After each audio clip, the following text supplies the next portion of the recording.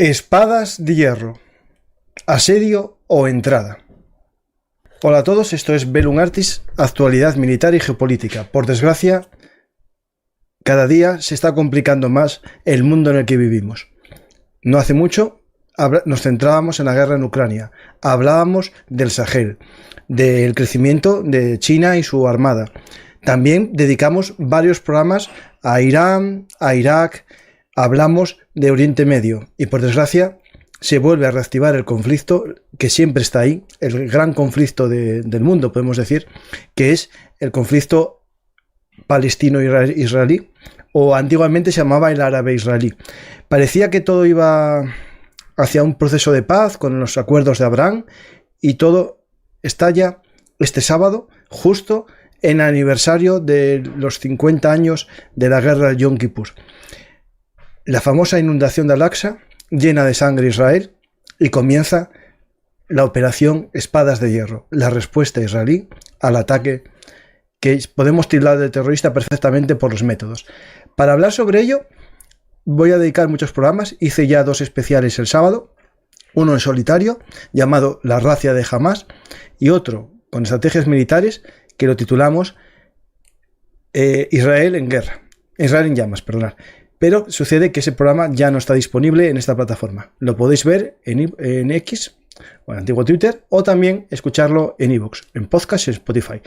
Pues empezamos. Vamos a hablar con un amigo del canal, el coronel Antonio Candil, que nos va a intentar explicar lo que está sucediendo en este mundo cada vez más convulso y también el posible escenario para un ejército que tiene que entrar en uno de los territorios más densamente poblados del mundo, como es Gaza. Vamos a ver el escenario y también las vinculaciones internacionales que tiene esta guerra entre el grupo terrorista Hamás y Israel. Ahora se añade Hezbollah. Vamos a ver qué sucede. Si os gusta el programa, ya sabéis, dar a me gusta, dejar un comentario y suscribiros al canal. Empezamos.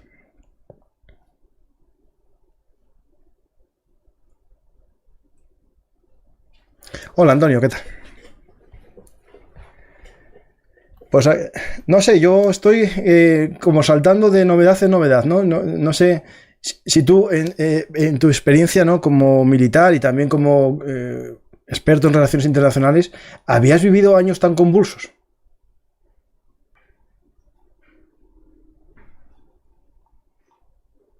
Espera, que no se te oye, espera. Perdona, que no se oía a la gente. Te preguntaba si este era tan convulso, en tu vida habías vivido algún momento tan convulso como esto. Empieza. Te decía, buenos días, don Francisco, y gracias por invitarme a este programa, que cada día lo vais haciendo más profesional y mejor. Tendrás que aumentar y cambiar probablemente la audiencia del programa y el empaque del programa. Esto te decía que efectivamente tienes razón en lo que has dicho en tu introducción, puesto que el siglo XXI no está respondiendo a lo que todo era. Entrábamos en una época rosa y de Disneylandia, y que el mundo ya, una vez caído el Imperio Soviético, iba a convertirse en Disneylandia. Pues no es Disneylandia, y no voy a enumerar los conflictos que llevamos desde que empezó el 11S, que no hemos parado realmente. El conflicto árabe-israelí, yo podría decir que yo sigo llamándolo árabe-israelí, porque es árabe-israelí, no solo es palestino. Si fuera palestino, primero, el concepto de Palestina es hasta discutible. Palestina era el nombre latino que los romanos daban a la región. Era Palestina. No hay palestinos realmente. Los árabes llegan a esa zona en el año 634-635 ya de la era cristiana. Eso había sido siempre el territorio del pueblo elegido, del pueblo judío. Siempre. Lo que pasa es que, claro, después del derrumbamiento de lo que era el Estado judío entonces, del reino de Judá, y lo que hicieron los romanos, y el judío fue condenado a ser el judío errante. Eso ya lo sabemos y está muy visto. Ahora la realidad es que lo que ha ocurrido, pues yo creo que no ocurren las cosas por casualidad. Pero me gustaría decir antes que nada Paco, te agradezco mucho que me hayáis invitado, pero yo no soy un experto en Oriente Medio. Pero sí que es un experto en analizar cosas y en hablar con conocimiento, que yo tampoco soy experto, pero intentamos unir puntos y explicar qué es eso. Nadie es experto, esa gente que dice que es experto y tal, no, somos opinadores o habladores. Eres muy amable, pero y quizás en mi lugar debería estar el coronel Calvo Albero o el coronel Barrios, que hablan mucho de todos estos temas. Yo he sido más que nada un táctico, no he sido un estratega. He estado, desde luego, destinado en temas de organización y planes del Estado Mayor de la Defensa, pero no me he dedicado realmente a la estrategia, aunque he conocido el mundo de las relaciones internacionales, porque revelo, por si alguien no lo sabe, que yo estuve 10 años en el CSIC. Y 10 años en el CSIC, no en España. Yo estuve fuera. Ya lo explicaré esto en otro momento, porque estoy preparando un libro sobre ello. Hay que presentarlo. Oye, espera, es importante. Hoy veníamos a hablar de un libro tuyo, de la batalla de Inglaterra. Vamos a hablar sobre la batalla de Inglaterra, que con lo que está lloviendo, pues se puede aparcar y hablarlo otro día, que no tengamos nada peor que hacer, como digo yo. Efectivamente. Lo que ocurre es, como te quería decir, es que el conflicto árabe-israelí, a pesar de que yo no soy un experto, sí puedo, no sé si vanagloriarme o presumir de que probablemente, y eso tampoco lo sabe casi nadie porque yo no lo divulgo, que probablemente yo soy el único oficial español que ha manejado, que ha conducido, que ha estado y que ha disparado desde un carro Merkavá. Yo he visitado Israel, el entonces inspector del arma acorazada israelí, el general de división Rabin, había sido compañero mío en el curso de arma acorazada en Fort Knox, en Estados Unidos, cuando éramos capitanes. Él llegó a general de división en Israel y era el inspector del arma acorazada israelí.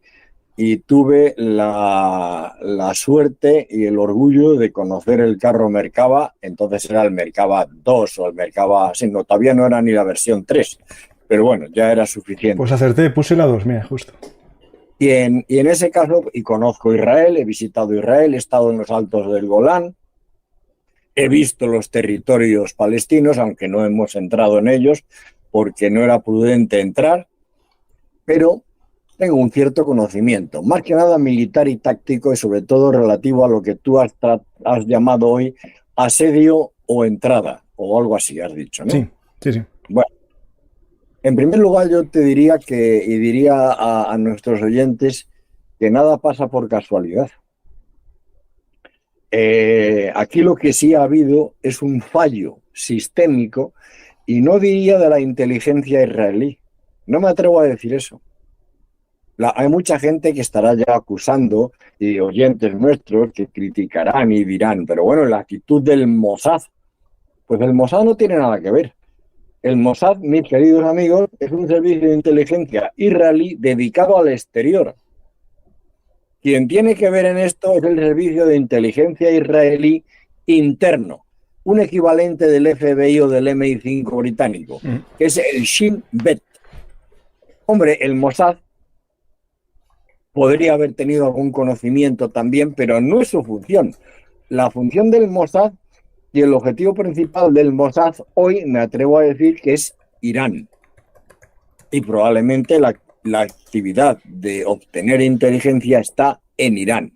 Y probablemente después el Líbano, y Siria, y Europa. Pero lo que ocurre dentro de los territorios palestinos es responsabilidad del Shin Bet. El Shabak también, ¿no? Será, ¿no? El Shabak es otro tema. El Shin Bet es el servicio de inteligencia. Ahora bien, ocurre una cosa con los servicios de inteligencia. Los servicios de inteligencia pueden avisar y enterarse. Y yo me atrevería a decir que el servicio de inteligencia israelí había avisado al gabinete. Pero claro, el tema no acaba en el servicio de inteligencia. El tema acaba en que la autoridad superior, el poder político supremo, crea lo que le está diciendo su servicio de inteligencia. Claro. Porque si no le hace caso, todos sabemos que al Führer, a Adolf Hitler, el servicio de inteligencia alemán le advertía de que el desembarco era altamente probable, el desembarco del día D, que fuera en Normandía, pero se empeñaban en considerar que el desembarco iba a ser en Calais, en vez de en Normandía. Pues aquí pasa igual. Yo no lo conozco, no tengo información y probablemente no la tenga nunca y no lo voy a preguntar. Pero es posible que el servicio de inteligencia israelí no haya fallado, sino que lo que haya fallado es lo de arriba. ¿Por qué? Porque Israel estaba en un momento delicado.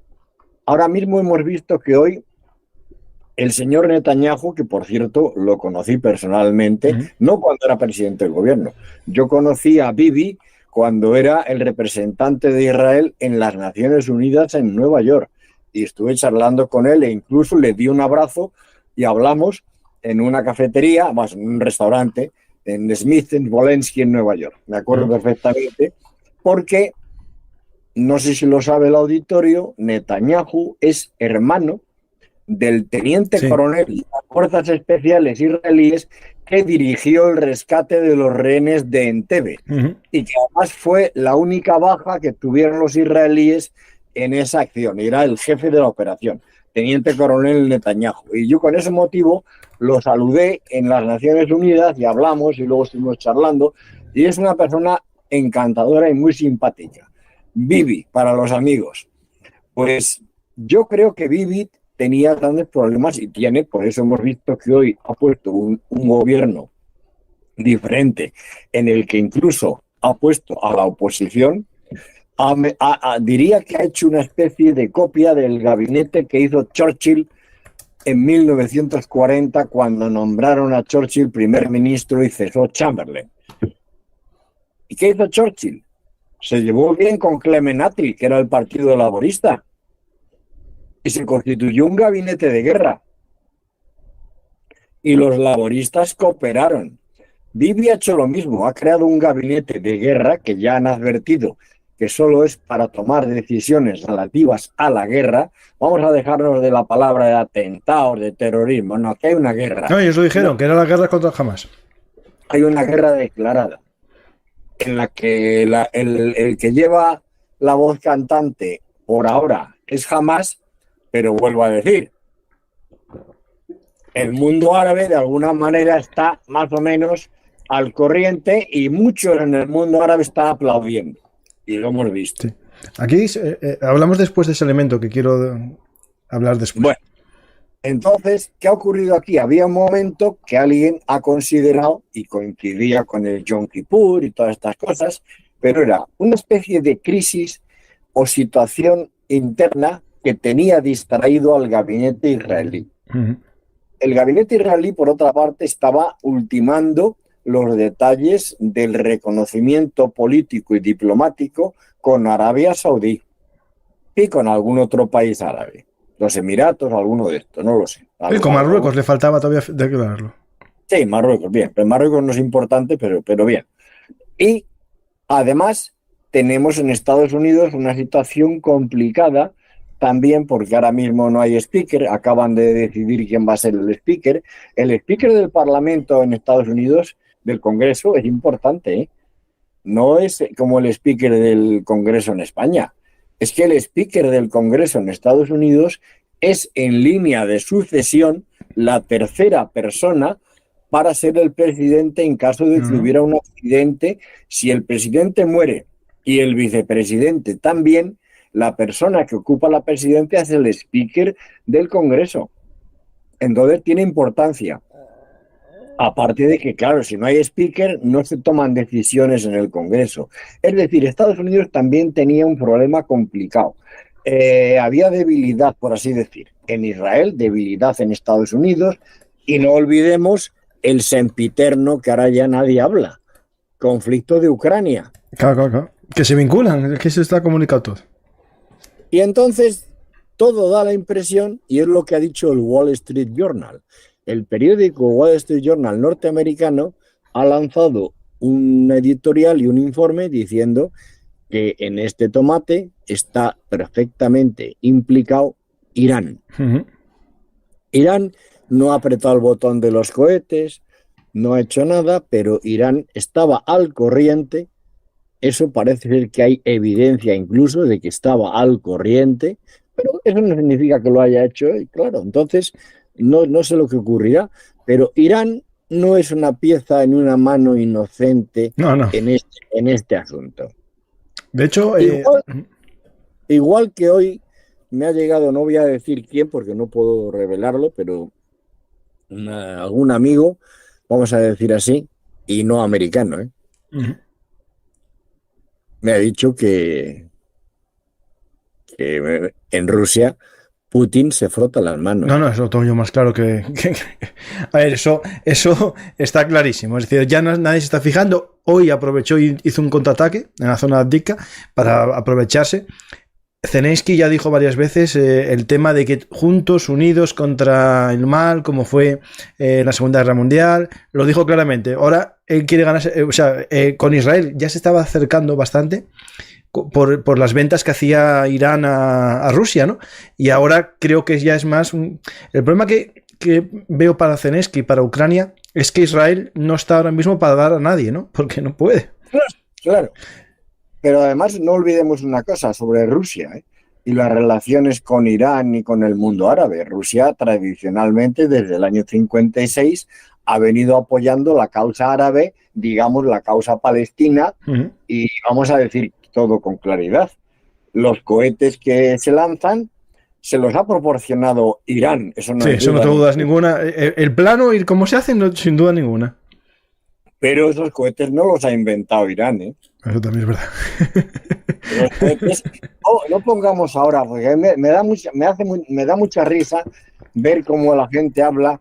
No, es que Irán está apoyando con armamento a Rusia en Ucrania. Sí, bueno, munición.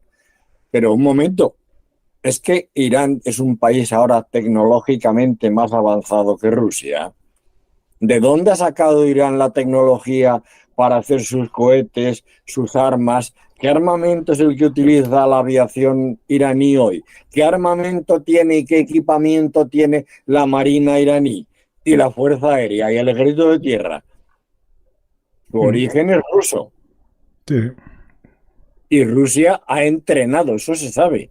No digo ahora, pero Rusia ha proporcionado adiestramiento a operativos de Hamas, de Hezbollah, de Al-Fatah en su día. ¿Qué es lo que popularizó como armamento típico la Organización de Liberación por Palestina en su día, etcétera? ¿Qué es lo que popularizaron? El Kalashnikov. Sí. No había otra arma. ¿Y quién era el Kalashnikov y quién les daba Kalashnikov a la OLP? La Unión Soviética. O sea que realmente no estoy con ello acusando a Putin de que haya orquestado esto, no, pero aquí hay muchas manos no inocentes y hay otros que han ido desobrados, que es la realidad, que es Israel. Israel ha ido siempre de fanfarrón, arrogante, a mí no me bate nadie y yo con mi Iron Dome y el sistema de defensa Arrow y tal, soy invencible. Y Estados Unidos, pues también. Y entonces ahora les han dado en la cabeza a ambos. Y eso es donde está el fallo sistémico que digo yo, tanto en Israel como en Estados Unidos. Porque Estados Unidos también tenía el deber, vamos a decir, de los servicios americanos de alguna manera haberse enterado de que aquí se estaba tramando algo. Hoy he leído, por ejemplo, que tú lo habrás visto, que realmente se constituyó ya hace unos años, y eso lo sabe Israel, en el Líbano, una célula de operaciones dirigida por Irán, pero con componentes y elementos de enlace tanto de Hezbollah como de Hamas. En el Líbano. Sí, algo ya compuesto ya por los dos bandos para unificarse en algún en el cual hay elementos representativos de la Guardia Revolucionaria iraní, elementos de Hezbollah y elementos de Hamas. Eso está constatado y documentado en el mundo de la información. Esto que te estoy diciendo. Que ahí se haya decidido atacar y realizar el ataque y tal. Yo creo que Irán no está mi opinión, creo que Irán no está dirigiendo directamente el ataque de Hamas. Hamas está haciendo lo que le da la gana, pero el arsenal que tienen es increíble, porque llevan varios días lanzando incansablemente cohetes, porque no son misiles, son cohetes. La diferencia entre un misil y un cohete, ya sabemos que es que el misil incorpora sistema de guía. Los de Hamas están tirando cohetes al mundo y caen donde caen.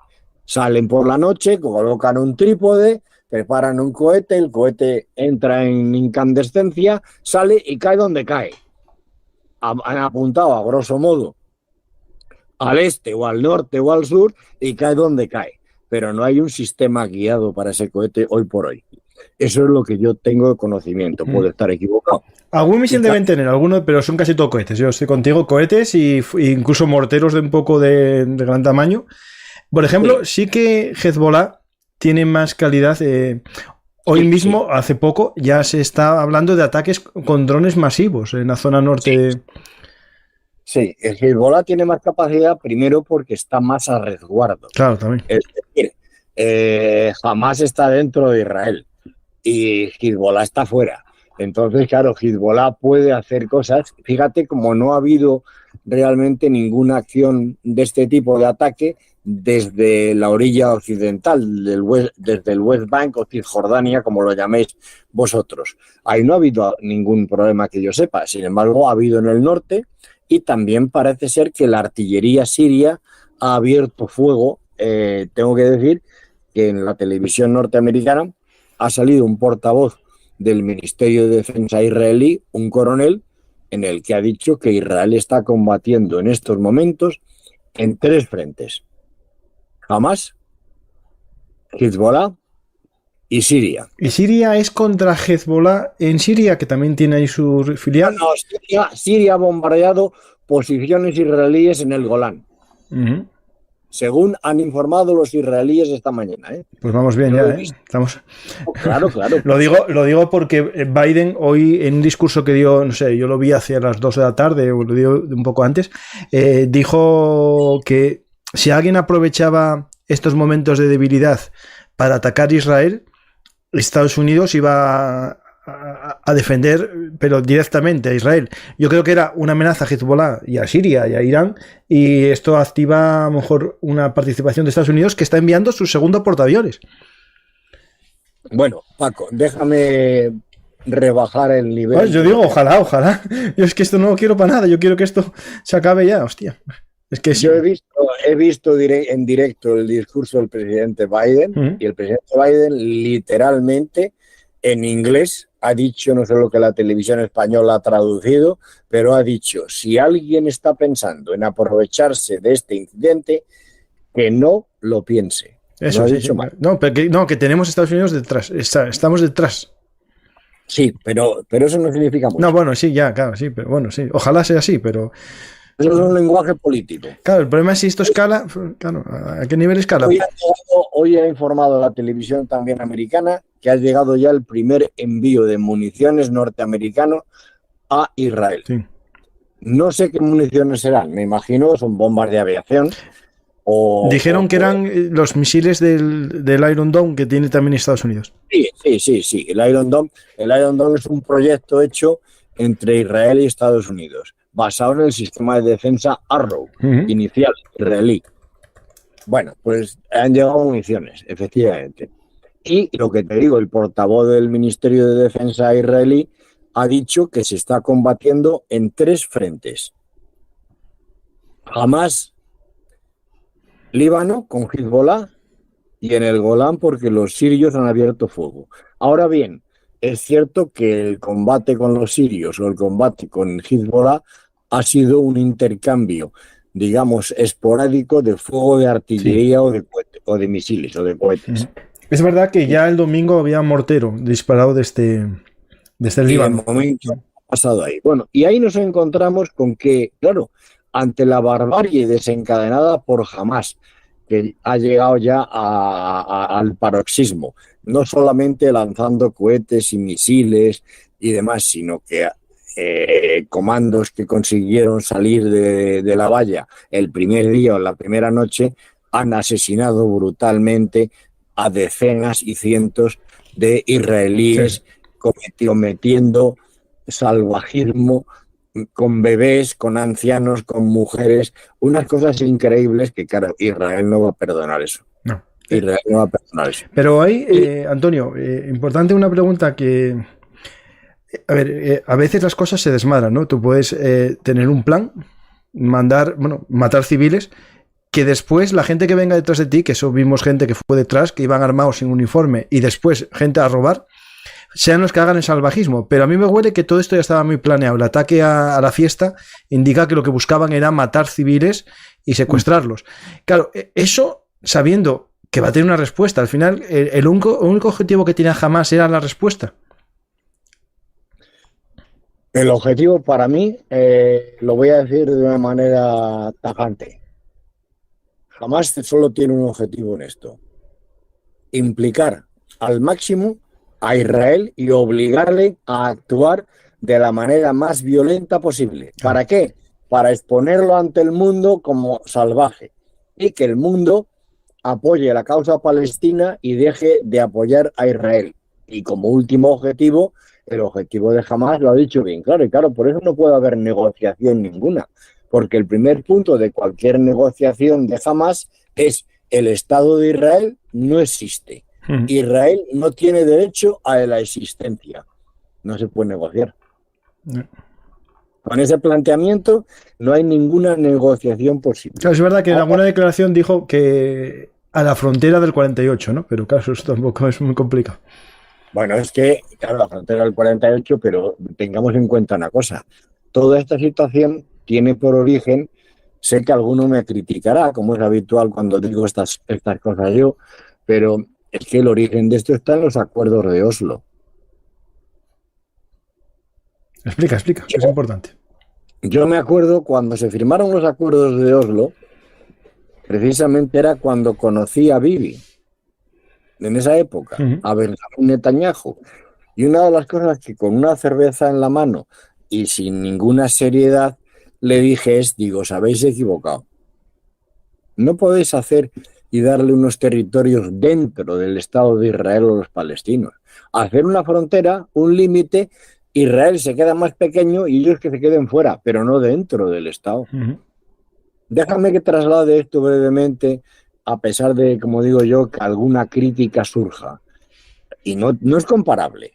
Partamos de la base de que no es comparable, pero tú imagínate que los acuerdos aquellos de que firmaron Rafael Vera o quien fuera, o el PSOE en su día, que hubo acuerdos con ETA, alguien hubiera dicho: oye, os dejamos que seáis un país aquí dentro de España. Sí, lo de... Y ahora no tenemos nada que ver en nada. El idioma, nada, hacéis lo que os dé la gana. La sanidad es vuestra, lo gestionáis todo, pero claro, tienen un trocito de frontera con Francia. Y a través de esa frontera con Francia, alguien construye túneles y le van dando cohetes a Euskal Herria. Y de repente un día empiezan a llover cohetes sobre Burgos, sobre Soria, sobre Palencia, sobre Santander. Sí, básicamente es algo resumido así, tienes toda la razón. Sí. Claro, y entonces decimos: pero bueno, ¿qué hacemos? ¿Ahora qué hacemos? Invadimos Euskal Herria y le colocamos 1.500 carros de combate en la frontera. Claro, es que ahí estoy contigo, que la gente no se acuerda, y lo expliqué el primer día, es que en el 2006, cuando ya es un Estado, digamos, autoridad palestina, no es un Estado, pero está ahí, ya va camino, hay unas elecciones, gana Hamás, y el Al-Fatah, la OLP, no lo ve bien, y hay una guerra civil entre ellos, y que están un año casi ahí en disputa, y al final se queda Cisjordania, la OLP, y Gaza, que se queda Hamás gobernando, pero internacionalmente nadie reconoce a Hamás y es un territorio independiente que la autoridad palestina, que es la que, digamos, cobra las ayudas internacionales, de facto no puede entrar en su territorio, y al final se crea ahí una especie de cosa rara que nadie se atreve a decir que es algo raro, porque no es ni un país ni parte de la autoridad palestina. No solo eso. Es muy complejo, sí, estoy contigo. No solo eso, querido Francisco, sino que cuando se firmaron los acuerdos de Oslo, entre 1993 y 1999, en ese momento la OLP de Yasser Arafat admitió y reconoció la existencia del Estado de Israel. Y Israel reconoció la existencia del Estado palestino. Llega el 2006, como has dicho tú, 2004, y Hamás destrona a la OLP y dice, ahora ya no vale esto, porque yo no reconozco la existencia del Estado de Israel. Pues se rompió la baraja. Claro.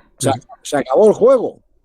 Y nos encontramos con unos radicales, fanáticos, salvajes, que lo único que se han dedicado es a atacar, a matar, a crear problemas y a intentar provocar, no sé qué es lo que quieren provocar, porque también dejarme que diga una cosa. Supongamos que Israel aceptase todo y se crea el Estado palestino y muy bien, de acuerdo. ¿Y en qué se convierte el Estado palestino? Claro, es que tiene un problema el Estado palestino, porque podría convertirse por un lado, expulsarían lo más seguro a los moderados de Al-Fatah y sería un califato o algo parecido, claro. Entonces, no, déjame decirte algo. Se convierte en un Estado más del tercer mundo, sumido en la pobreza, como es el Líbano, como es Siria hoy. No, pero integrado en el yihadismo más radical, claro. Sí, como es Irak y como es lo demás, en donde la mujer es relegada totalmente, donde no puede ni ir a la universidad, donde se le tapa la cara, se le pone el hijab y se le dice, usted prohibida, usted solo vale para la cama y para la cocina. ¿Eso es lo que queremos? Eso es la defensa de la Palestina, eso es la defensa del mundo árabe. Jesús, María y José. No, que esto es muy complicado porque digamos, el movimiento que mucha gente está hablando, el movimiento palestino, que es el movimiento de la OLP, no se parece nada jamás. La gente, solo porque tienen, digamos, la bandera, y de hecho yo no veo mucho a los de Hamás con la bandera palestina, ya su bandera es la del movimiento Hamás, que es más allá, es la creación de un Estado islámico en ese territorio. Ya no es Palestina, sería el califato de Gaza o lo que sea, o el califato... Hamás, quitémonos la careta, Paco, es el ISIS. Una derivación, sí, no, yo no tengo dudas, Y llegamos a este punto en el que quería ya pues entrar en temas más directos, a lo mejor si me dejáis, que es que ¿en qué alternativa se encuentra Israel? Israel va a aniquilar. O sea, ahora mismo Gaza, y se lo dedico a mis compañeros del aire que nos estén viendo, incluido mi amigo el coronel Balaguerrey, Gaza es el polígono de las Bárdenas Reales o los Monegros, donde la aviación israelí... por desgracia va a ser así, sí. Está tirando a placer sin que nadie le tire nada, porque no tienen defensa antiaérea. A Dios gracias. Por el momento los deja más y la aviación israelí se pasea y dice, mira qué interesante. Y están utilizando todo tipo de armamento aire-tierra que tengan y se ha convertido en un polígono de tiro. Pero claro, llega un momento en que dice... Netanyahu es una persona que no creáis que es un loco y un irracional. No. Netanyahu es un tío muy cerebral. Y Netanyahu lo que quiere es acabar con Hamás, pero a ser posible desde el aire. Es decir, sin implicar a las fuerzas terrestres. Porque sabe que las fuerzas terrestres, primero, va a haber bajas israelíes. Segundo, no es lo mismo disparar desde el aire y que se hundan los edificios que entrar con carros de combate donde la carnicería, por así decir, va a ser mayúscula. Porque claro, se van a ver escenas de carros de combate destruyendo fortificaciones, fortificaciones no hay, pero bueno, destruyendo escombros, incluso pasando por encima de los terroristas, por los cuerpos incluso, porque esa es la guerra terrestre, lo que se ha visto en Ucrania, Entonces, y lo que se ve en Ucrania. Entonces, claro, hay que evitar eso. Aparte de que yo tengo que confesar que como carrista tengo que decir que a mí el combate urbano, como oficial de carros de combate, me repele. Claro, ahí después vamos a hablar un poco de ese tema, ¿no? El carro de combate no está ideado para entrar en ciudades, no es su misión. Ahora, también tengo que decir, y acordaros de esto, por ejemplo, después de los la aviación no es un arma resolutiva. Esto lo hemos discutido muchas veces. La aviación no es un arma resolutiva. En la guerra del Golfo en el 91, la aviación americana estuvo bombardeando las posiciones iraquíes un mes. La operación Tormenta del Desierto, pero la parte aérea comenzó en enero. La invasión terrestre no tuvo lugar hasta febrero. ¿Y qué ocurrió cuando el ejército americano avanzó por la arena? Había carros de combate intactos iraquíes, muchísimos, la división de la Guardia Republicana, etcétera, y hubo combates, aunque fueran siempre con una superioridad tremenda americana, pero hubo combate terrestre, es decir, la aviación no aniquiló la capacidad militar iraquí, totalmente, ni mucho menos. ¿Qué ocurrió en Monte Cassino? La aviación destruyó el monasterio. Sin embargo, cuando más fuerte estaba y la resistencia alemana fue mayor, es cuando estaba el monasterio destruido, porque fue entonces cuando las unidades de paracaidistas alemanas pudieron utilizar el monasterio a placer y utilizar las ruinas como protección. Sí. Aquí iba a pasar igual. Aquí, como entran las divisiones acorazadas, que hay 2 divisiones acorazadas israelíes y 2 divisiones de infantería mecanizada ahora mismo, es decir, tenemos 4 divisiones desplegadas. Esas 4 divisiones se van a encontrar con unos palestinos atrincherados debajo de cada piedra y probablemente cada uno con un misil RPG, sabe Dios qué modelo, el más avanzado, o un misil Kornet o Comet de los últimos modelos de misiles contra carros rusos. Claro, en cada edificio. No sé. Cada edificio, efectivamente. Y el carro no es invulnerable. Ni el Merkava, ni el Abrams, ni el Leopard, ni ningún carro de combate. No existe el arma invulnerable, eso hay que tenerlo presente. Y luego voy a deciros una cosa más. Quizás son los israelíes los que han concebido y desarrollado más la capacidad del carro de combate para el combate urbano, sí, aunque no guste. Yo he estado en el Merkava, y el Merkava, aparte de tener una configuración completamente distinta, para mí es el mejor carro de combate occidental, hoy el Merkava, pero reconozco que es muy peculiar y muy adaptado al escenario de combate de Israel y en Palestina especialmente. Sabéis que el Merkava tiene un mortero de 60 milímetros dentro. El Merkava lo que hace con eso es, a través de una escotilla preparada, yo me reía de eso y le tomaba el pelo a los oficiales israelíes y decía, ¿para qué cojones queréis un mortero de 60? Esto es una estupidez. Y me decían, no te creas. Y entonces me explicaron y entonces entendí lo que me querían decir. Claro, ese mortero de 60, cuando el carro va avanzando y tiene unos sistemas de visión completos y detecta grupos de tiradores camuflados detrás de piedras, el mortero es ideal para abatir a esos grupos que pueden tener un misil contra carro o un RPG. Y ya el carro avanza seguro y utiliza el cañón a mayor distancia con proyectil rompedor o de alto explosivo o de carga hueca, porque no les va a hacer falta munición perforante, porque no va a haber carros enemigos enfrentándose a los Merkava, sino solamente infantería y edificios, con lo cual no tienen necesidad de munición perforante ni de esas cosas que se dicen de uranio empobrecido, no tienen necesidad de eso, explosivo puro y duro.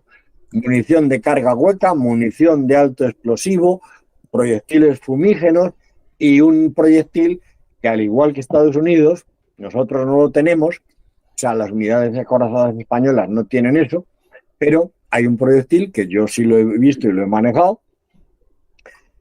Imaginaros el 120 milímetros del carro con un proyectil que es el equivalente de un cartucho de caza de 120 milímetros lleno de balines, y que el carro dispara y a los 500 metros de la boca del fuego el cartucho se abre como cuando vas a cazar conejos. Imagínate la dispersión de balines que tiene y la capacidad que tiene eso para destruir infantería o personal no protegido. O sea, los carros de combate, si entran, y será un error por parte del Estado Mayor israelí y de Netanyahu dejar que los carros entren, será un error, va a producir una carnicería brutal. Claro, en teoría o ablandan antes y después entran, pero claro, en las ruinas también se van a defender y con los túneles que va a haber y con todo ese sistema. Claro, es que, a ver, y no entrar...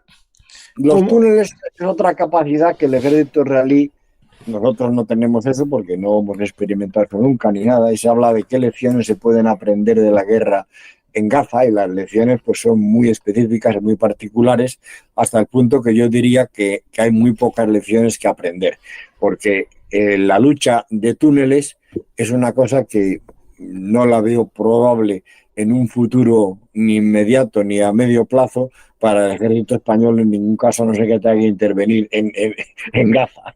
No, hay un entrenamiento, sí que la Legión tiene un campo de lucha subterránea, algo así. Sí. Ya, es posible. Pero la lucha en túneles es una cosa tremenda y claro, lo que van a hacer los israelíes es, y ahí tienen ayuda norteamericana, es detectar los túneles. Y una vez que detecten los túneles los van a inundar y a enterrar, y a todo el que esté dentro del túnel pues ya se queda allí enterrado y no sale nunca, ¿eh? Sí, eso o le mandan una bomba de perforante, que ya es lo que hacían, sí. Pero el túnel desaparece. Sí, sí, sí. Y el objetivo del entrar en Gaza es solamente uno, Paco. Acabar con los que están dentro, claro.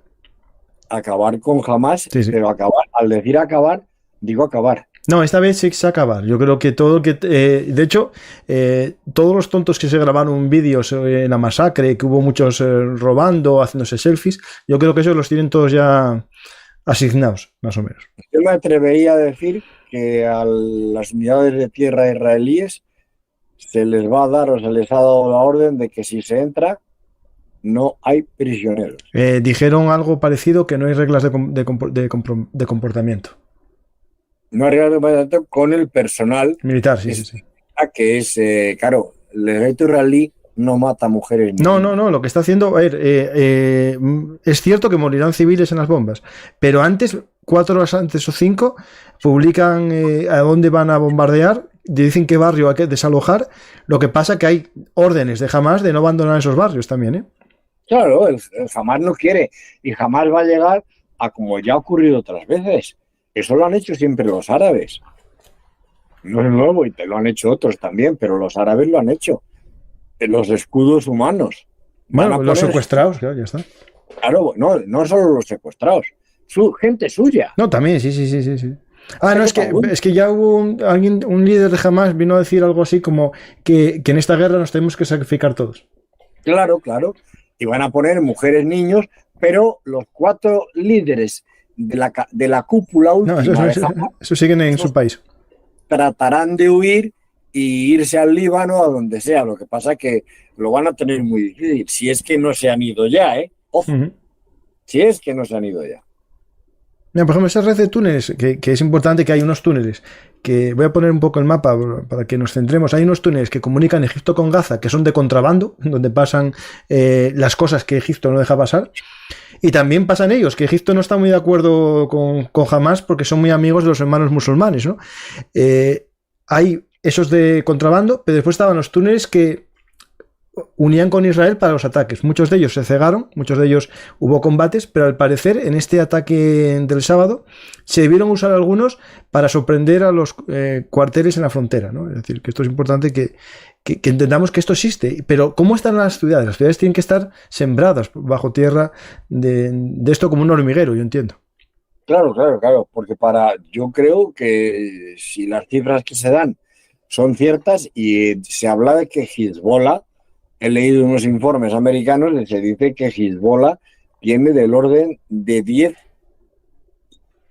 y 15.000 cohetes. Sí, o bueno, más. Sí, hay que tenerlos porque más, yo creo, muchos más, sí. Muchos más. Sí. Pues tú fíjate, ¿quién ha suministrado eso a esa gente?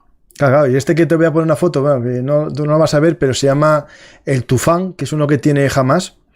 Es impresionante, es un misil de tipo una V1, o sea, de grande. Bueno, los V1 no eran misiles. Bueno, cohetes, bueno, sí, tienes razón, sí, cohetes, sí. No, ya, pero es que a veces la gente se confunde con eso, ¿sabes? No, pero este dice que es misil, puede que este sea, porque este te pinta. No es como nosotros que son más pequeñitos. Dudo. Lo busco. pero no, dudo o sea, no lo dudo. Quiero decir que es posible, pero el sistema de guiado de eso tiene que ser primitivo, porque jamás no puede tener, con la que le está cayendo encima, instalaciones de lanzamiento y de guiado de los misiles, porque las habrían destruido. Ah, no, claro, sí, claro, sí, es cierto. Sí. Lo que tienen son ahora salas de drones para manejar los drones con una tecnología que ojalá tuviese muchos países del mundo. Es decir, ahí también hay alguien que se lo hizo. O sea. Sí. Estoy de acuerdo. Pues entonces tenemos la opción claro, del asedio, que es una de toda la vida, militarmente, cuando no quieres entrar o no puedes entrar, tienes que asediar. Pero claro, eso tiene unos costes, ¿no? De hecho, ya se está hablando mucho, claro, de la consecuencia que va a tener esto para la población civil de Gaza, ¿no? Por ejemplo, el corte eléctrico, ¿no? Hoy mismo ya Borrell dijo algo del coste, de que no se podía cortar la electricidad. Pero claro, aquí es un poco complicado, porque yo entiendo cosas todas, pero yo soy el que genera electricidad y te la voy a suministrar cuando estoy en guerra contigo. Borrell, Claro. no me importa decirlo en público, Borrell es un imbécil sobrenatural. O sea, que lo que pueda decir Borrell, vamos, o sea. No, pero es que me llama la atención porque según Israel dice que no lo cortó, sino que fue un misil que cayó ahí y lo rompió. Y bueno, tampoco me lo creo tampoco yo. Pero claro, es una forma que tiene, es decir, en la guerra, yo entiendo que no está bien, los civiles tal, pero claro, yo soy el que hace la electricidad. Otra cosa es atacar la central eléctrica, la única que tiene Gaza, que es con combustible, la usan con diésel, un motor diésel muy grande, pero entiendo que eso es normal. Y después, claro, la otra opción que plantean, que es los corredores humanitarios. Paco, perdona que te pregunte. Sí. Es que a Berlín no se le cortó la electricidad, el agua y todo. Que sí. ¿Qué estamos hablando? O sea, por desgracia, las guerras, el asedio es así. Sí. ¿Qué queremos hacer? ¿La guerra con guante blanco y decir, oiga, no, pero es que la Royal Air Force cuando bombardeó Dresde preguntó cuántos habitantes y avisó a las autoridades del Tercer Reich de que iba a bombardear Dresde? No. No tengo dudas ninguna, que es así. Pero es verdad que Israel por ahora lo está haciendo, está avisando. Pero claro, lo que le dicen que haga un corredor humanitario, entiendo que se complica mucho la situación, ¿no? Porque cuando la diferencia entre soldado y civil no existe casi, porque los milicianos, vimos en los vídeos que son gente civil que va con un Kalashnikov, claro, es muy difícil decir, este es un corredor humanitario, que salga gente, ¿no? Es decir, ¿cómo evitas que salgan los de Hamas? Claro. Eso de abrir un corredor humanitario para llevar medicinas está bien. Y claro, puede ocurrir de todo. Pueden coger más rehenes, pueden coger de rehenes hasta los que llevan las medicinas, porque esos salvajes no tienen límite. Pero claro, dejar salir a la población civil que quiera, a mí me parece bien y yo lo apoyaría. Pero ¿cómo diferencias y separas la población civil de la que sale y cómo haces que entre esos que salen no se cuele ninguna manzana podrida? Sí. No, es muy complicado. Entre esos que salen los líderes de Hamas que dicen, mira qué bien. Y encima nos lleva un avión de la Unión Europea. Gracias al señor Borrell. No, yo estoy contigo que es muy complicado y Egipto no quiere tampoco este berenjenal de encontrarse con 100.000, 200.000, 300.000 en su frontera, porque, a ver, él tiene más miedo todavía que casi que Israel a que los hermanos musulmanes tengan más adictos, o sea, más seguidores. Esa es otra. Te hago yo una pregunta aquí dirigida a todo el auditorio, incluido a vos, don Francisco. ¿Hay algún país árabe que se haya mostrado partidario y humanitario en el sentido de decir, oye, yo me hago cargo de la población de Gaza, la cojo entera en mi país? Arabia Saudita, que tiene territorio todo el que quiere. Oye, todos los de Gaza que vengan a vivir a Arabia Saudita y les doy la nacionalidad saudí mañana y los pongo a trabajar. A ver, ¿hay algún país? No, yo te doy respuesta por dos experiencias, que hay dos países, ¿no? Jordania, que tuvo muchos refugiados de las primeras guerras, la mitad de la población ahora es de origen jordano, y el rey tiene miedo a que le quiten del poder, porque no son fieles al rey. Y el Líbano, el incremento de población de origen palestino rompió los equilibrios de poder entre cristianos y musulmanes. Es decir, eso es así de cierto. Por desgracia, todo por culpa del conflicto, pero la realidad es que muchos países pensarán eso también, claro. Y no olvidemos lo que tú has dicho, el Líbano. Jordania menos, pero en el Líbano, porque Jordania es más civilizada, más británica, como digo yo. Pero el Líbano, ¿qué ocurrió? ¿Se acuerda alguien de los campos de refugiados de Sabra y Shatila? De la masacre que se cometió en esos campos y que tuvo que ir el ejército israelí e invadir el Líbano para impedir que se asesinase a los refugiados palestinos. Sí, eso cuéntalo porque la gente no lo sabe. No se ha olvidado ya, ¿verdad? Sí. Los campos de refugiados de Sabra y Shatila. Allí hubo muertos todos los que hubo y no los mataron los judíos, ¿eh? El ejército israelí tuvo que entrar precisamente para impedir las matanzas en el Líbano. Fue de la falange palestina. Libanesa, exacto. La falange libanesa. Igual, quien fuera. No, es la falange libanesa, sí. Yo los llamo fanáticos islámicos, radicales. No, fueron cristianos los que mataron a los... Y salvajes. No, fueron falange libanesa, eran cristianos. No, pues fíjate. Sí. Pues, como digo yo, español oye y divulga. Sí, es un tema que no se sabe mucho, pero claro, hay que entender que la falange libanesa había sufrido también muchos... Claro, es que el Líbano era un equilibrio muy pequeño y el cambio de población y la aparición después de Siria, que también estaba metido por ahí. Ahora Siria no malmete, sino el que malmete, ¿quién es? Irán. Bueno, Siria no ha intervenido realmente en fuerza, aunque haya habido algún conato de intercambio de disparos, porque claro, Siria ya está borrada del mapa después de las guerras civiles que ha tenido. Y Siria hoy no constituye una amenaza militar para Israel de ningún tipo. Pero claro, el relevo lo ha tomado Irán. Sí. Hay que decir en alta voz, ¿y a Irán qué le va en esta feria? Porque Irán no es árabe, no hablan árabe, son persas. Y son chiitas. Y espera, son chiitas.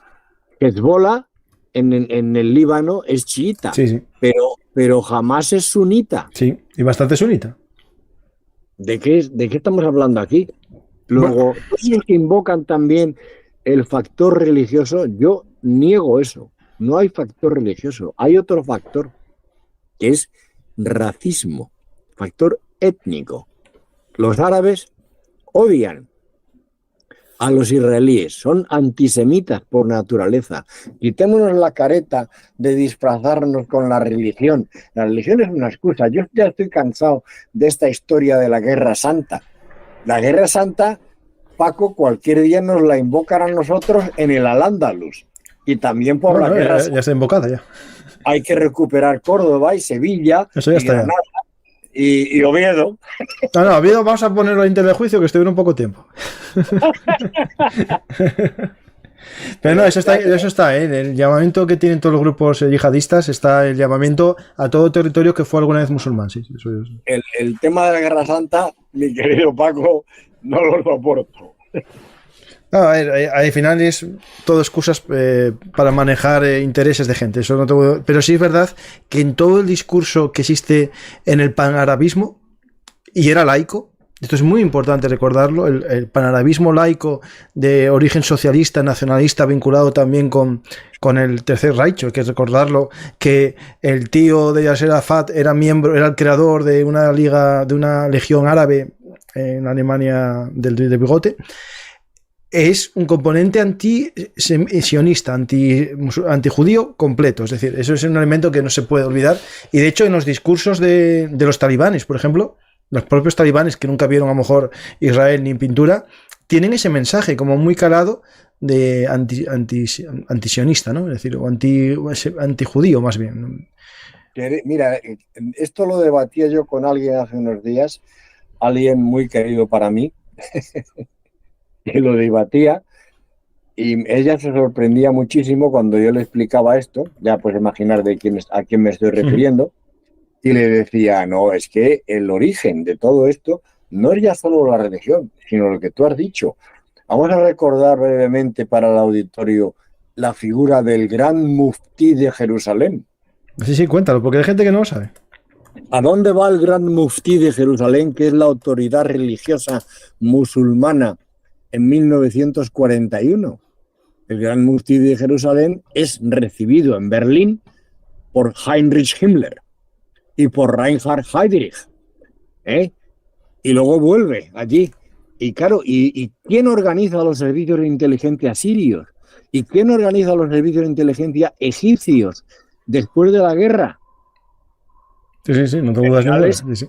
Generales y altos mandos de las SS y la Gestapo que huyeron a Oriente Medio, como Karl Wolf y algún otro. Es que la semilla del antagonismo ario, nazi, nacionalsocialista contra el mundo judío se trasladó a ese aspecto, a la religión musulmana. Existía antes posiblemente, pero había habido convivencia.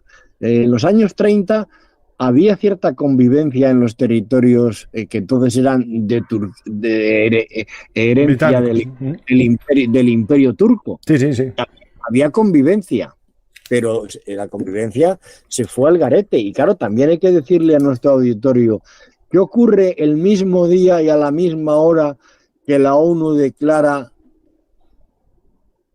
libertad para la creación del Estado de Israel en 1949? Que le atacan todos los vecinos. Al día siguiente, Sí. todo el mundo árabe, 100 millones de habitantes, declararon la guerra al nuevo y recién creado Estado de Israel. Eso es muy gordo, ¿eh? Sí, y sin ejército apenas. ¿Y qué hizo David Ben Gurión, el presidente de Israel? Le dijo a todos los palestinos y musulmanes que vivían en el Estado, os tiendo la mano, vamos a crear juntos una nación. No quisieron.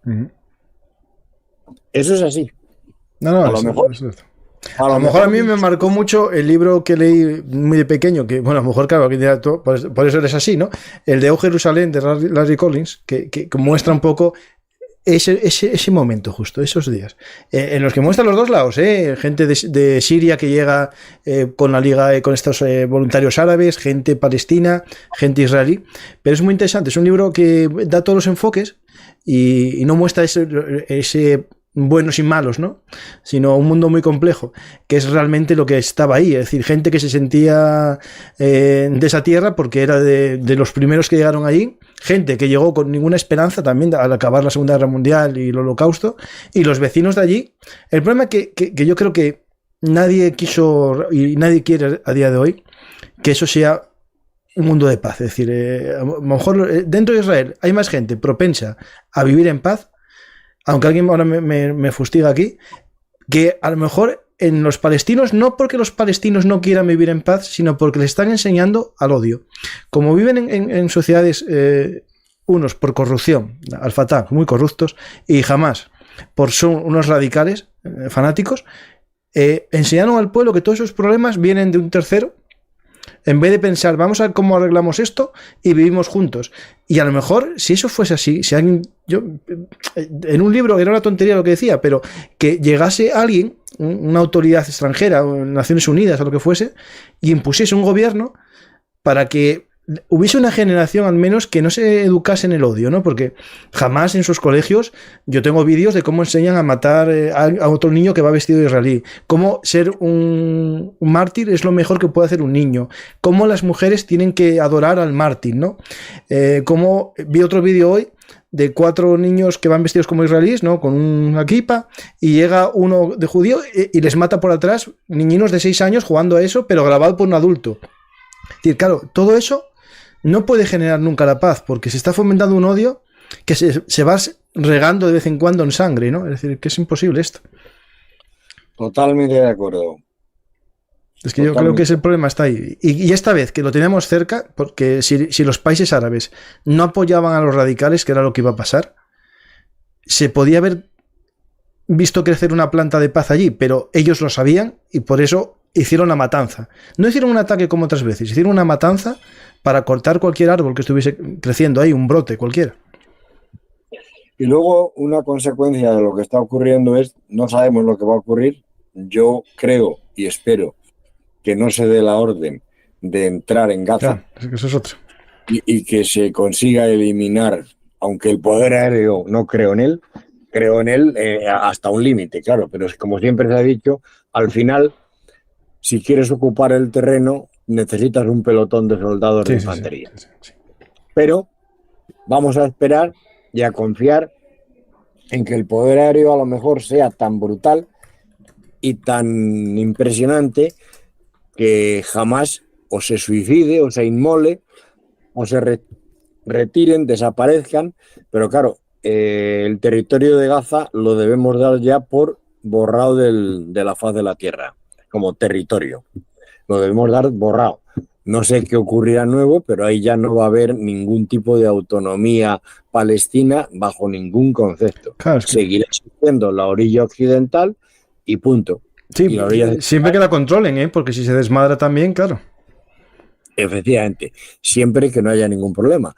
Pero otra consecuencia para mí que va a tener este conflicto es que si Estados Unidos, por ejemplo, había considerado en algún momento que por fin iba a llegar la posibilidad de que hubiera una paz duradera, ahora que Arabia Saudí podía acabar reconociendo que no sé lo que ocurrirá, claro, no sé si Arabia ahora Saudí, no va a hacerlo, no, ahora no.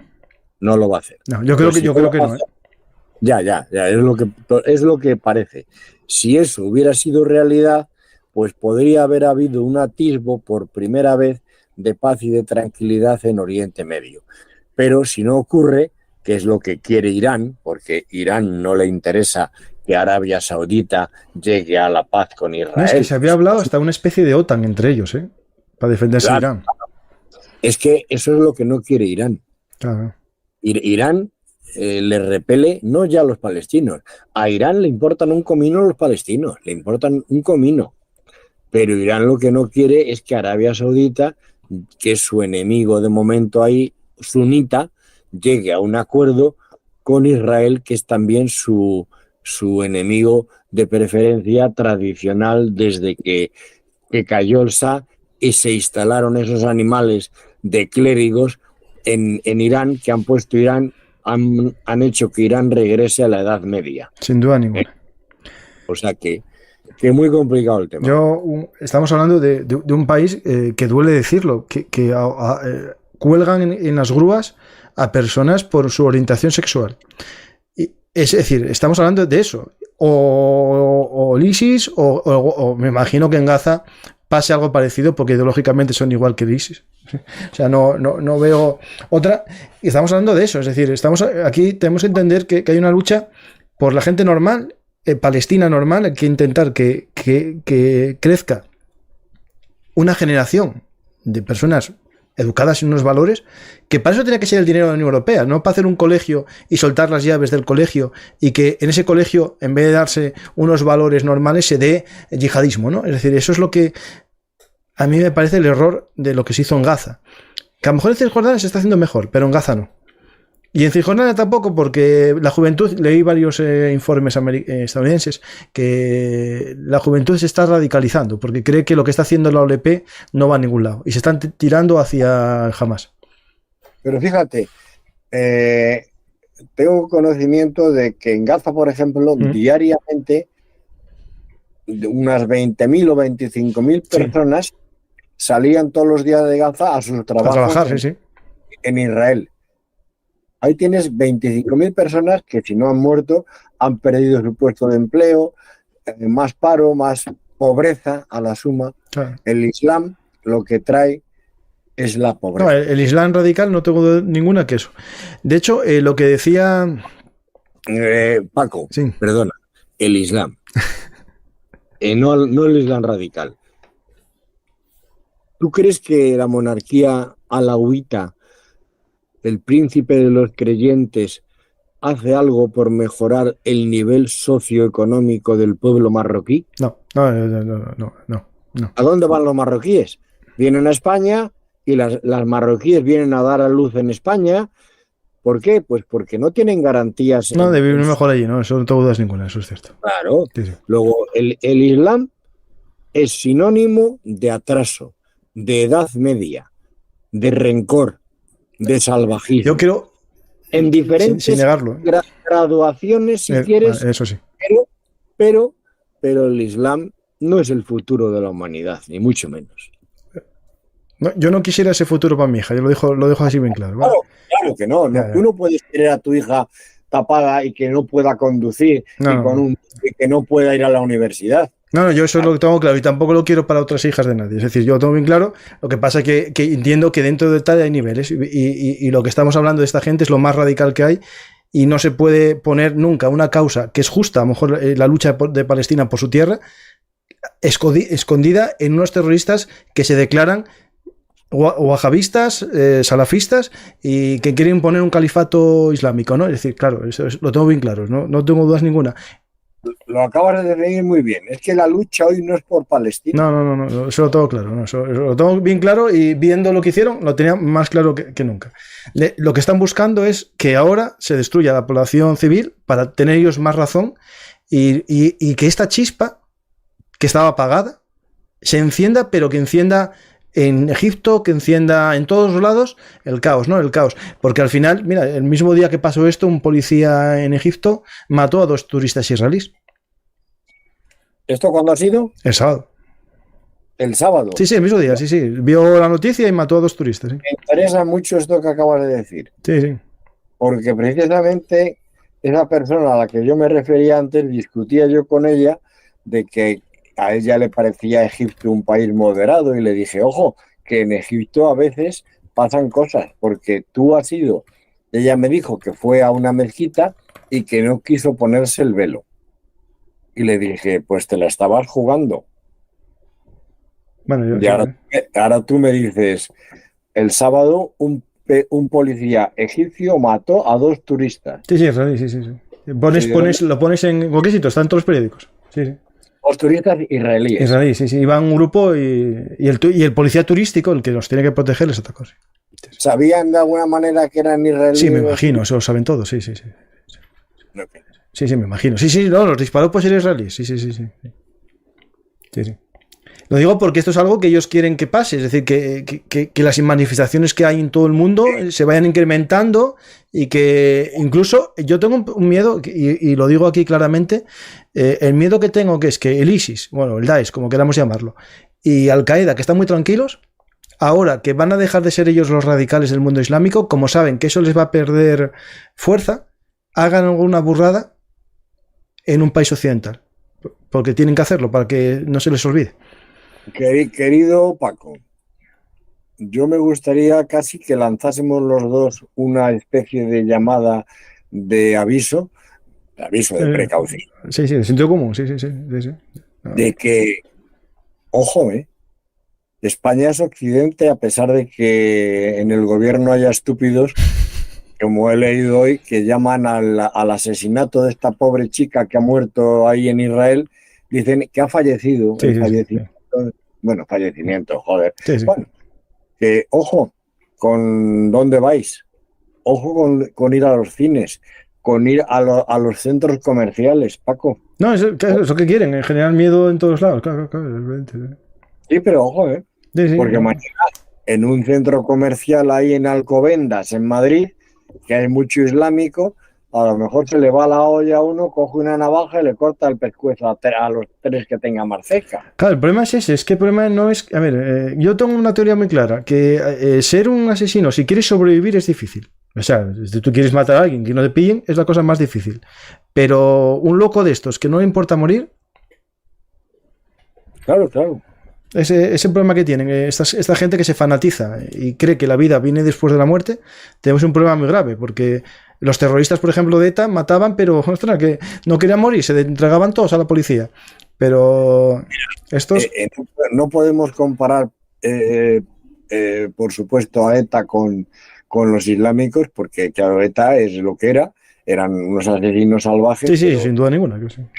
Pero yo, probablemente alguien me critique, pero yo creo que ETA no habría cortado la cabeza a bebé, como hemos visto ahora. No lo sé, ¿no? No lo hizo nunca, por lo menos. Eso por lo menos. Que yo sepa, no lo hizo jamás.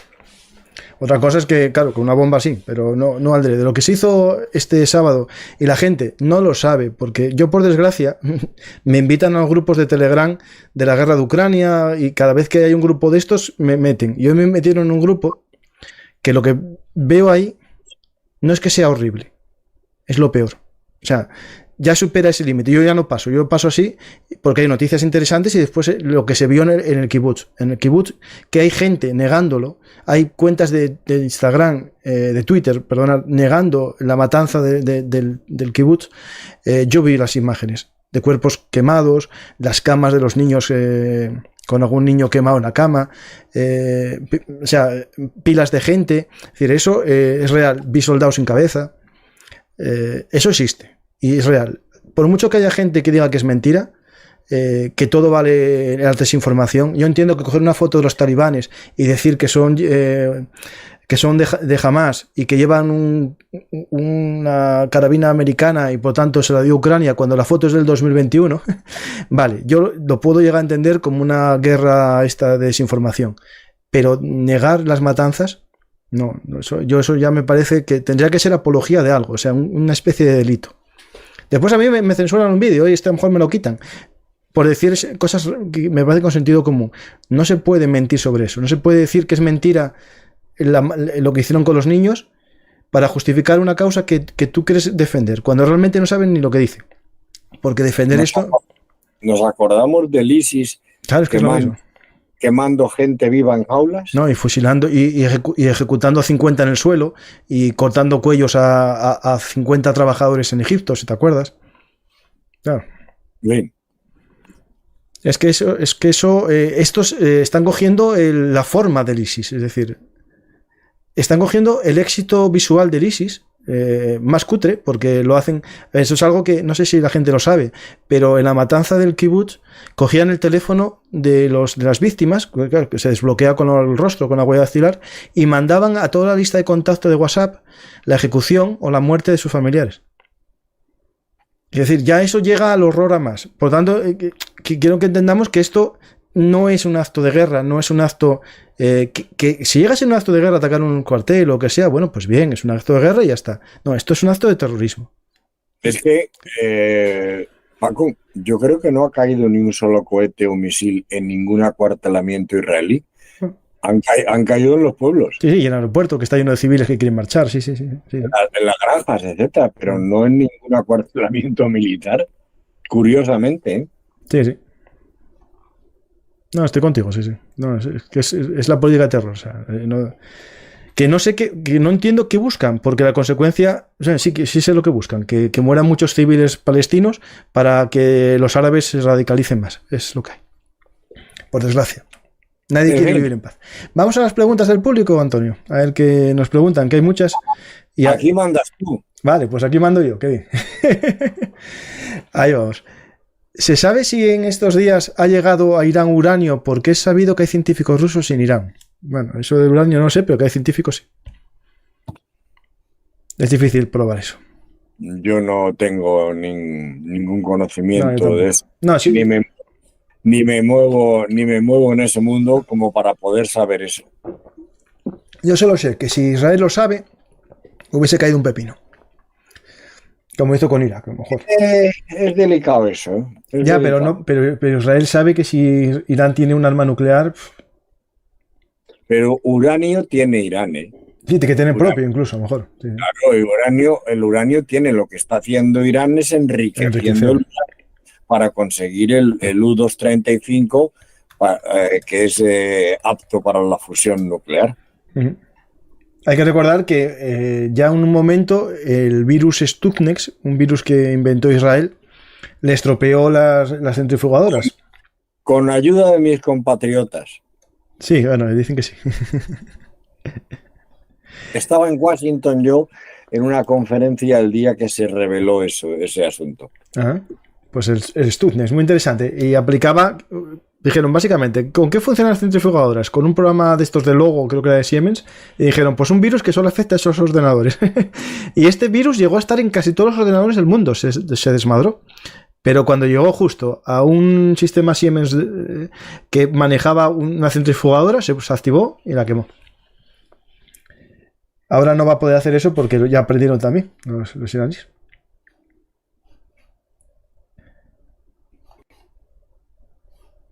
En economía no saldría mejor usar... espera. ¿Alguien debería dimitir por incompetencia en el fallo de inteligencia?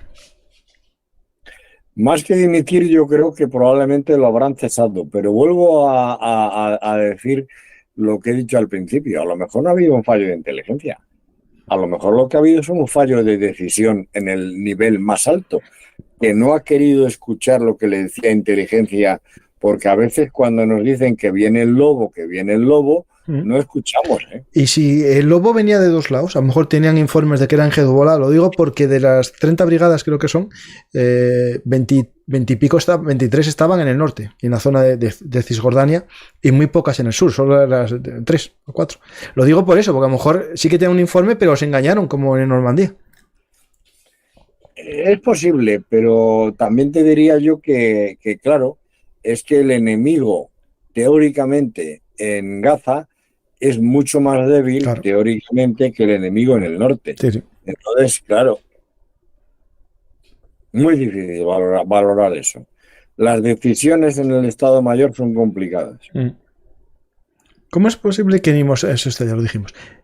Paco, ¿no crees que las Fuerzas Armadas de Israel también están sobrevaloradas como las Fuerzas Armadas rusas? Porque si unos 2.000 hombres mal armados pueden ponerlo en jaque a Israel, entonces... fueron más de 2.000, hablan de 5.000, porque 2.000 son los que, digamos, neutralizaron los israelíes. Tuvo que haber mucha más gente. Yo vi vídeos que era una marabunda de gente lo que entraba por ahí. Es decir, claro, es un tema difícil porque, a ver, cualquier ejército te puede entrar. El tema es que se queden con el territorio, ¿no? Es decir, yo diría que en primer lugar, sí, hay cierta arrogancia por parte y autoconfianza, exceso de confianza en las fuerzas israelíes.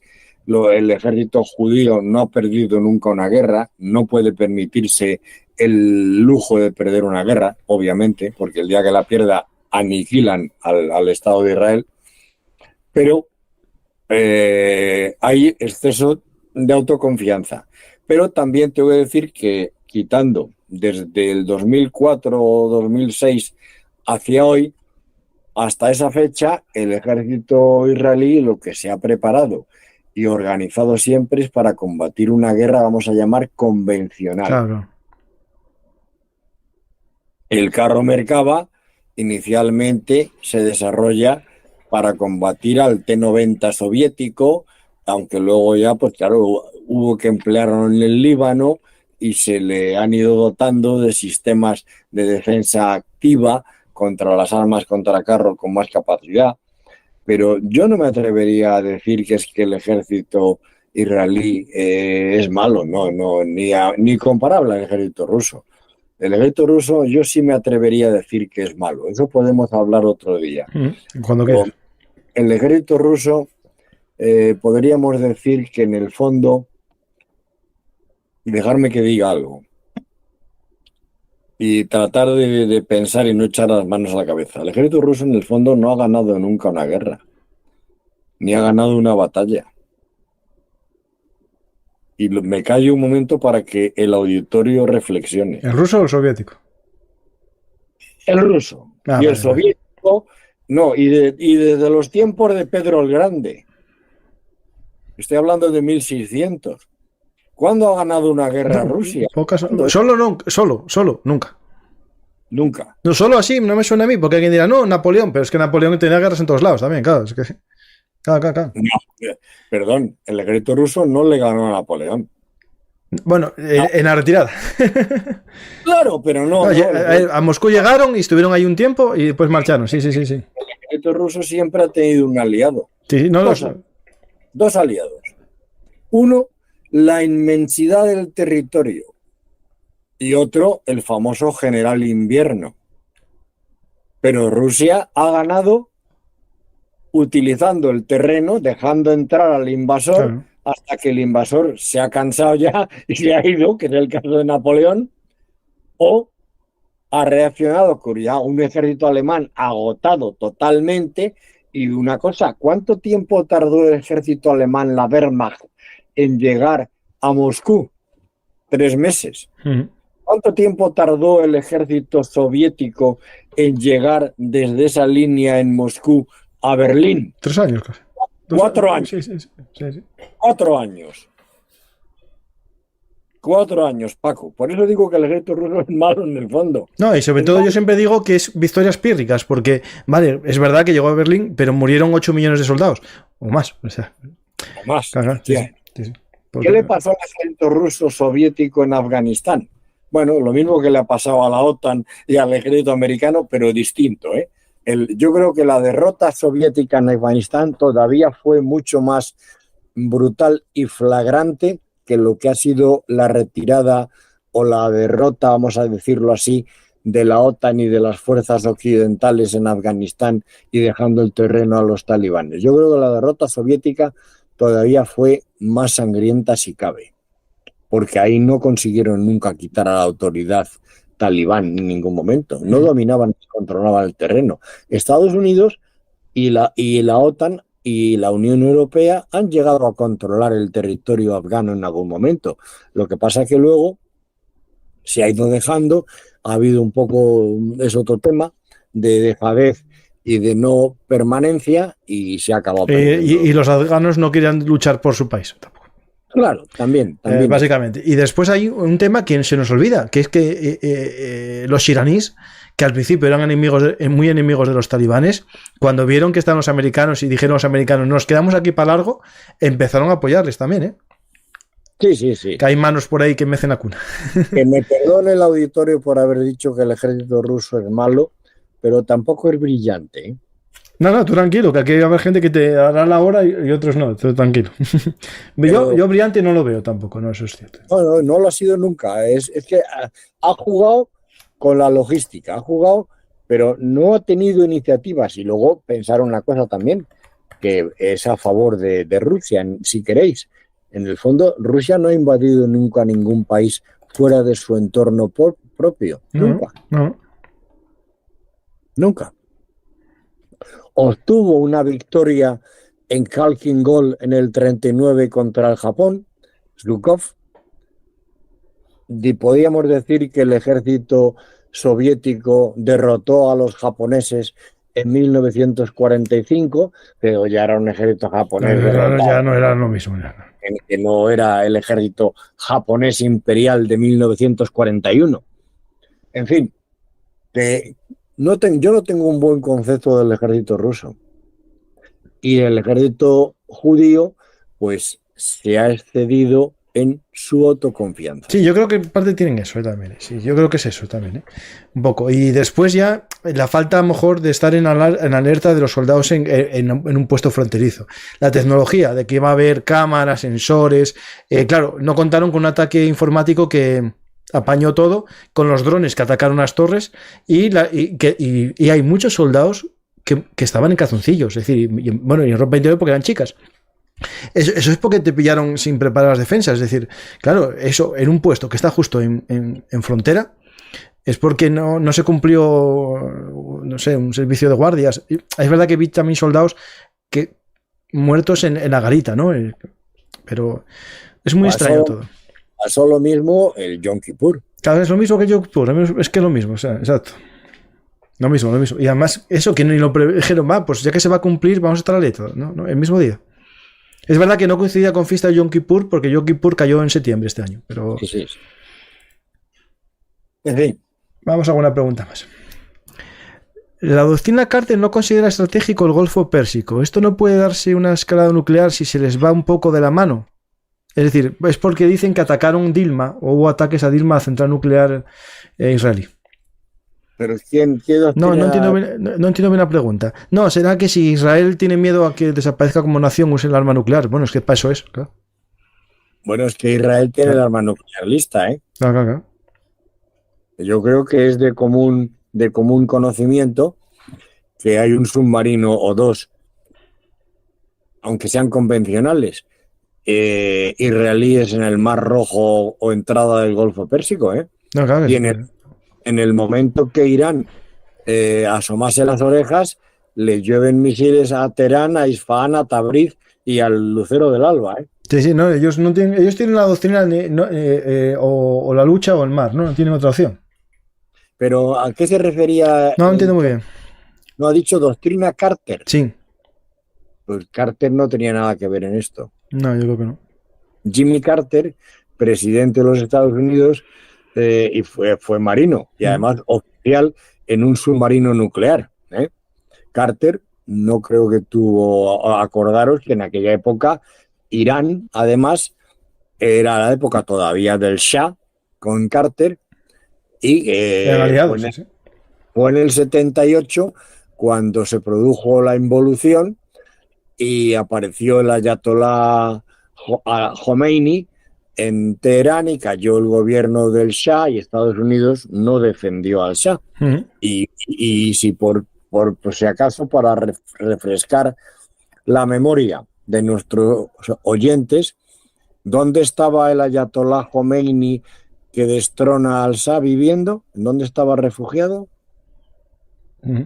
¿Dónde? En las afueras de París. Bueno, en París, sí, es verdad, sí. En Neaufle-le-Château. ¿Quién lleva a Khomeini a Teherán y en qué avión? Lo lleva un avión especial fletado de Air France. Pues va a ser los franceses. Es verdad que durante un tiempo Francia tuvo mucha economía con Irán, porque hay muchos coches Peugeot en Irán. Los pocos que hay son Peugeot, según les dije yo, sí.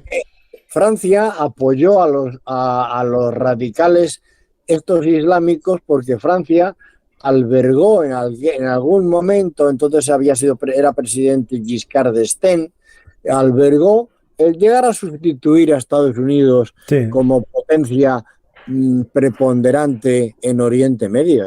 Es que a Francia hay que ponerla en un cesto aparte. Sí. La verdad que todos somos muy especiales. Dicen por ahí que, hablando del asedio, ¿no?, que si Israel sabrán la historia de Numancia como asedio. Bueno, ellos tienen algo más. Ellos tienen Masada. Es decir, el mayor asedio de la historia, aunque seamos españoles, para mí no es Numancia, es Masada. Y todo soldado israelí, una vez que va al servicio militar, tiene que ir a Masada y hacer el juramento del soldado de luchar como los de Masada. Es decir, si tú lo quieres reconducir como la resistencia titánica de los gazatís, ¿no?, de los de Hamás en Gaza, yo te puedo dar la vuelta a la resistencia masadí. Es decir, en Masada es el mayor acto para los israelíes y es el sacrificio completo, es decir, la muerte también. Ellos también lo hicieron, es decir, en su cultura. Querido Paco, tengo que decirte en este punto, por supuesto, y además te aplaudo, pero tengo que decir que tu amigo Antonio aquí presente, lo primero que hizo cuando llegó a Israel y me recibió mi amigo el general Rabin, le dije, déjame de enseñarme carros. Digo, lo que quiero es ir mañana por la mañana a Masada. Y los israelíes se quedaron admirados conmigo y me dijeron, pero coronel, ¿usted conoce la historia de Masada? Y digo, la conozco perfectamente y por eso quiero ir allí y verlo. Y querido Paco, he estado en Masada, he recorrido la fortificación, he visto cómo los romanos hicieron el puente que permitió a las legiones trepar para arriba y atacar e invadir, y por supuesto, para nuestros oyentes, no es Numancia, es que se inmolaron todos. Sí. Y eso ocurre mucho antes de Numancia. Sí. No, un poco después. Porque esto es con Tito, no, es poco después. El que lo quiera saber, tengo en Velum Artis con Emilio Blanedo un programa que se llama Viaje a Tierra Santa y contamos cómo es Jerusalén desde el punto de vista histórico y también cómo es el resto de Israel. Y hay un corto, o sea, media hora o algo así, que se llama El asedio de Masada. Lo digo para que entendáis que los israelíes esto es su Numancia, pero una Numancia auténtica, no como el español medio que ya no sabe lo que es Numancia. No, todo israelí que ha hecho el servicio militar, es decir, casi todos conocen Numancia. Claro, no es todo israelí que haya hecho el servicio militar. No, todos. Israel hacen todos. Sí, cierto, hombres y mujeres. Sí. Y además hay una película bastante buena en la que el papel relevante y a cargo del mando de las legiones romanas que atacaron Masada es Peter O'Toole, precisamente. Sí, yo que esa la vi, esa fue con la que yo conocí Masada, sí. Pues el que lo quiera ver, en Velum Artis Historia Militar, buscar el asedio de Masada. Fíjate la de cosas que salen aquí. Sí, claro. Es lo bueno de los que nos gusta la historia, Antonio, que buscamos conexiones. A mí me gusta mucho esto, yo soy experto en actualidad, pero no sé nada de historia, no. ¿Quieres hablar de actualidad? Yo creo que tienes que saber historia, si no, cállate. se lo dijiste ayer muy claro a Descallar, o vamos, ayer Sí, cuando sí. lo hiciste, que yo lo vi ayer, y me sorprendió mucho que Descallar dijera que la historia no interesaba porque ya ha ocurrido, que a él no le interesaba cómo vivía Felipe II ni lo que hizo.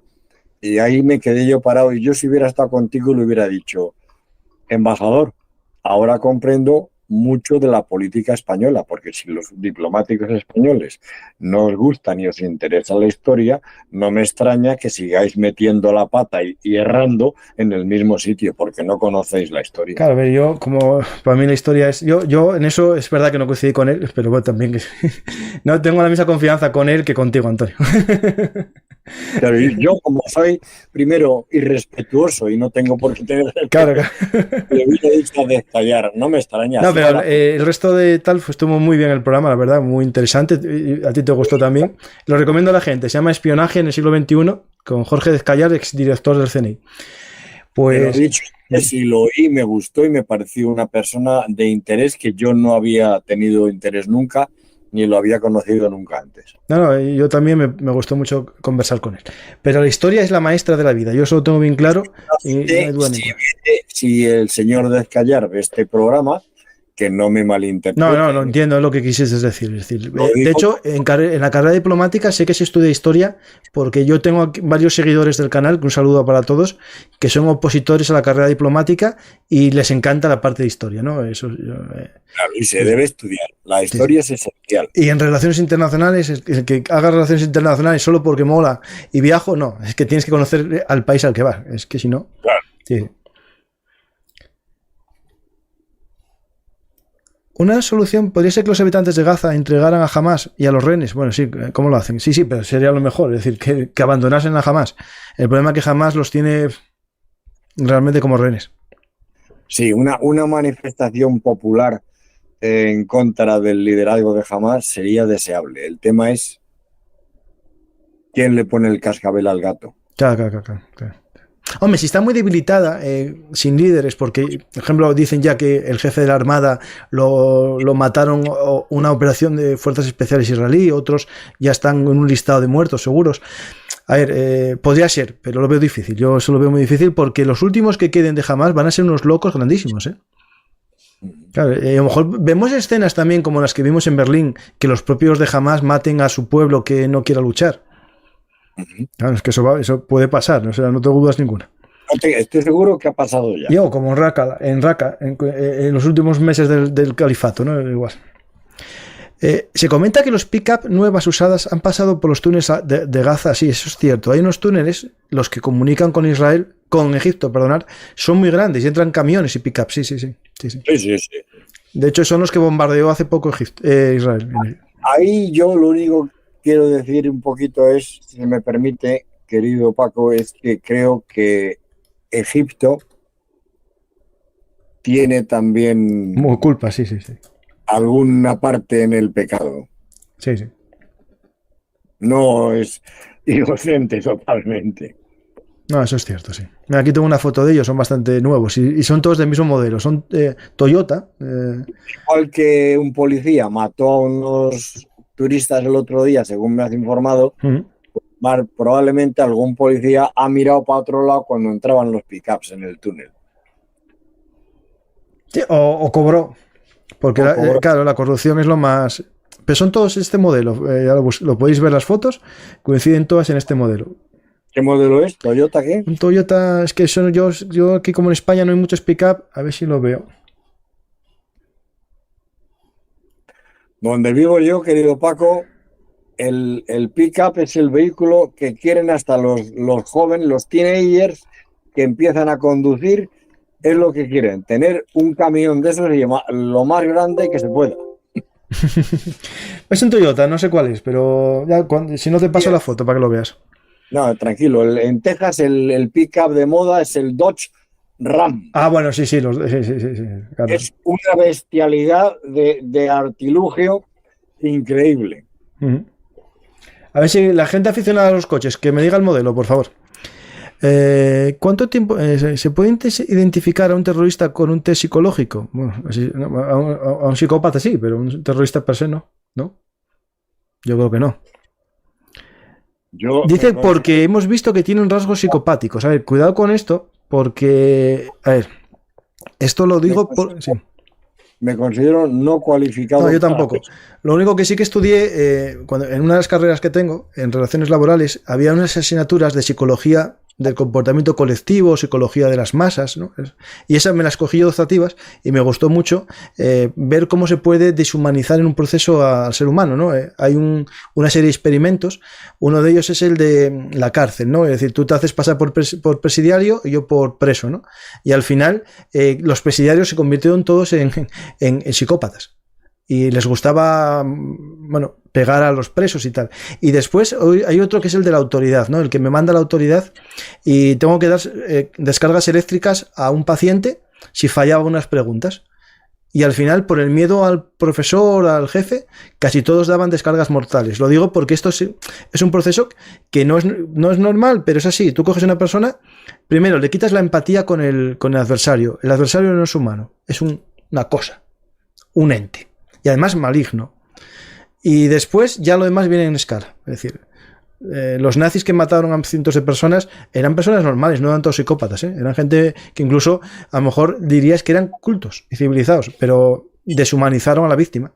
Y eso... Bueno, es que en la Alemania nazi hay una cosa que no se para mucho a nadie a pensarlo, pero es que, y es brutal, es que en Alemania nazi era legal exterminar a los judíos. No, había un proceso, incluso a las personas con enfermedades mentales y tal, había la eutanasia, los primeros que la establecieron fueron ellos, con los 3 médicos, que se baremaban los 3, que había que matarlo, como era una Underman, ¿no? Un hombre que no merecía, una vida que no merecía ser vivida, pues se le mataba, ¿no?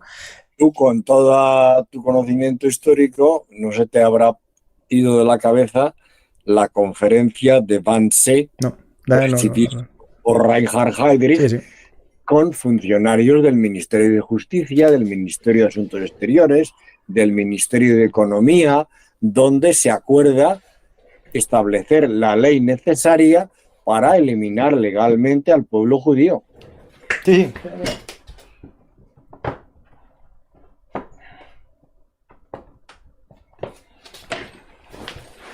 Es que justo un tema que tiene que ver con esto. Eichmann. Eichmann, cuando lo detienen los israelíes y lo llevan a Israel para ser juzgado, le interroga no la parte militar, sino la parte un poco psicológica, ¿no? De por qué se llegó a eso. Hannah Arendt, que es una de las grandes filósofas y psicólogas, y es la banalización del mal. Cómo un ser humano se puede convertir en un diablo, ¿no? Y esto es lo que hace que existan fanáticos que maten gente. Eso es a lo mejor, si les hubieses dado una vida normal y una enseñanza normal, no serían asesinos, porque no son psicópatas. Es decir, esto es importante. No todo terrorista es un loco, pero sí hay terroristas locos. Quiero que entendamos ese tema. Hay gente que se hace terrorista para hacer el mal y otros se hacen terroristas pensando que una causa es superior a la bondad, y todo es válido para lograr eso. Por ejemplo, otro que es recomendable, que tengo muchos libros de él, que es Lawrence Rees, que es un director de la BBC que hace estudios sobre el Holocausto. El mejor libro que podéis leer es Los nazis y la solución final, de Lawrence Rees. Él tiene muchas entrevistas con ex SS y ex de la Totekov, de los que estaban en los campos, y a la pregunta de si lo volverían a hacer pasado un tiempo y viendo lo que hicieron, ellos dijeron que ahora no, pero en aquel momento pensaron que era lo mejor para Alemania. Esto es lo importante. No eran malvados per se, sino por un fin.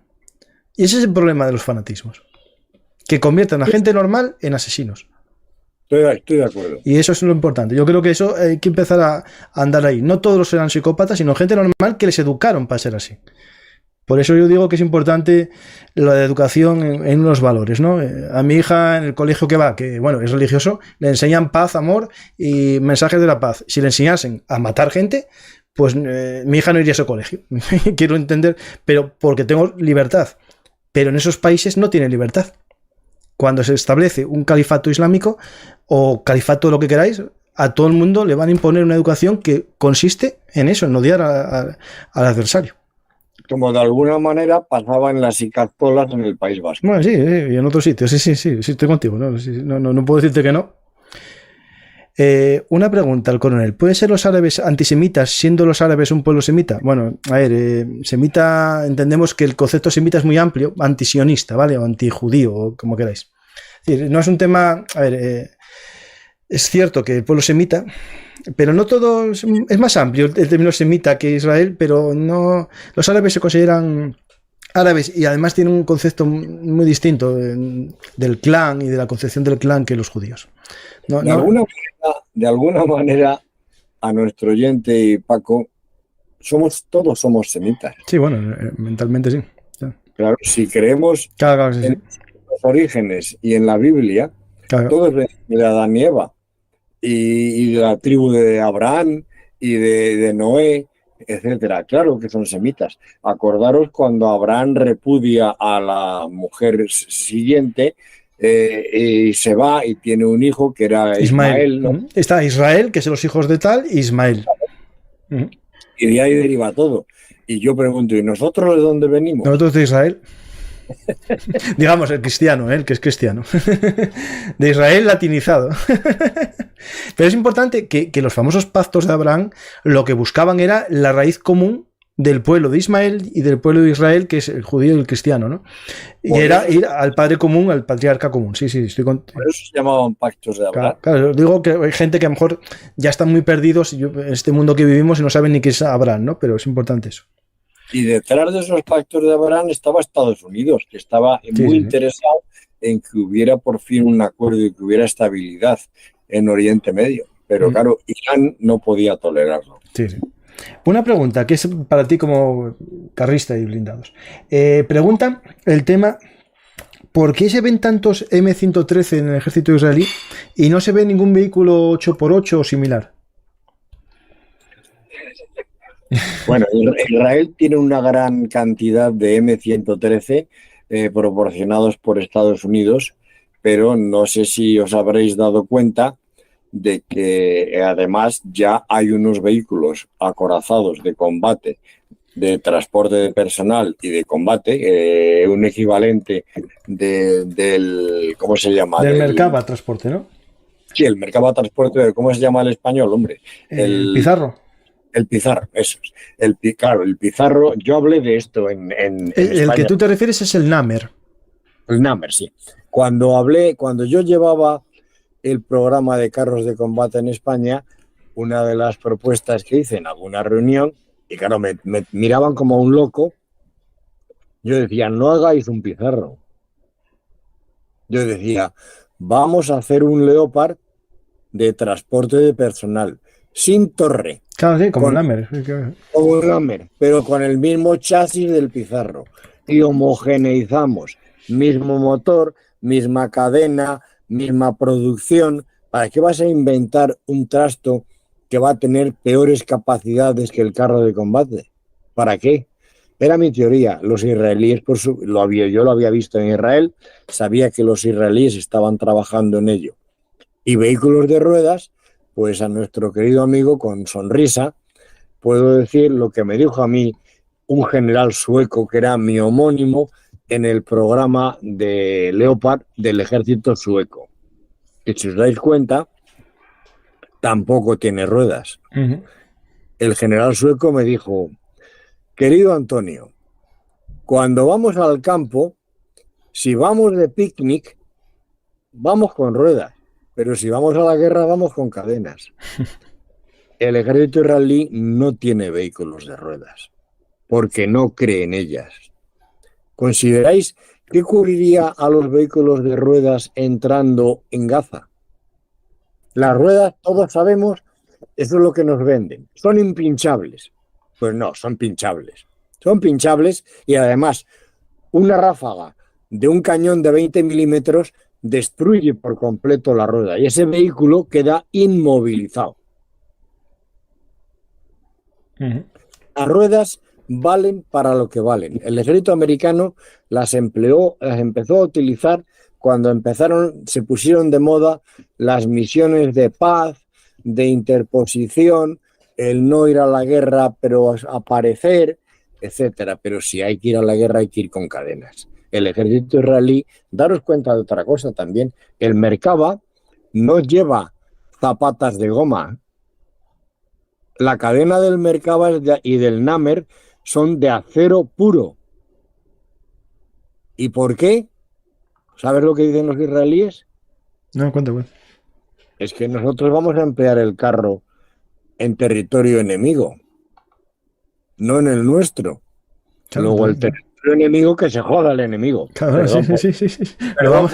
Claro, no, lo vamos a levantar todo, sí. Y ellos lo transportan en góndola de uno a otro, sí, claro. Perdón por decirlo así, de Sí. claro. Pero es que es la postura. Es que el carro de combate, no, que tenga zapatos de goma para no dañar el terreno, la castellana, cuando desfilamos. Ah, bueno, eso es otro tema. Vale, en ese caso se pone. No sé si queda claro. No, yo perfectamente lo entendí todo, sí. Hay que distinguir. Espera. Arabia Saudita no podría ya acabar el problema de Yemen, que le afecta directamente. Perdón, por haber dicho una palabra. Nada, tranquilo. Arabia Saudita no podría haber acabado ya con el problema del Yemen vía operación a gran escala. O sea, Irán no puede desplegar en varios frentes ayuda a sus proxies. Dice, claro, acabar con el Yemen para que Irán no le pueda apoyar porque tiene que apoyar a otros proxies.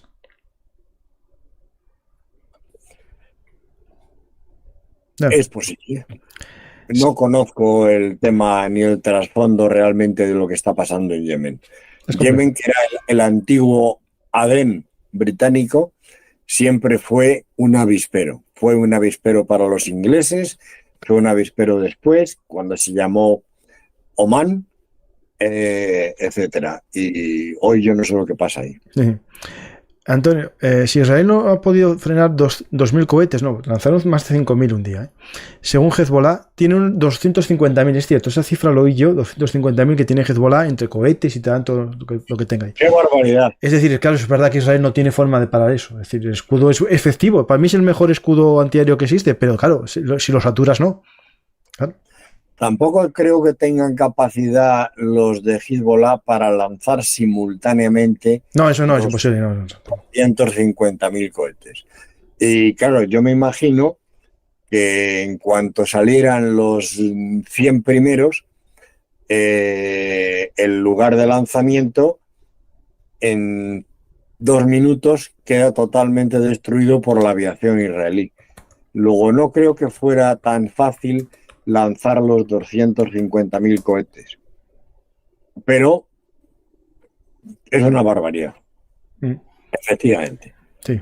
Hay una cosa que me dicen aquí, de la eugenesia que fue en Puerto Rico. Lo acabo de buscar, pero en Puerto Rico no fue matar gente, sino eugenesia, que sí, es cierto, es que no tuviesen hijos ciertas personas, mujeres latinas y tal, sí, eso es cierto, pero es eugenesia, yo quiero decir eutanasia, a lo mejor me confundí, eutanasia. Yo creo que era eutanasia lo que quería decir, a lo mejor que dije eugenesia, me confundí.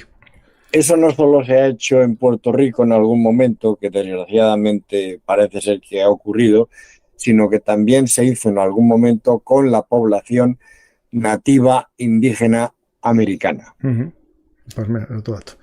Pero yo me refería a eutanasia, y eugenesia ya también, eso también. Que para mí no me gusta ninguna de las dos opciones.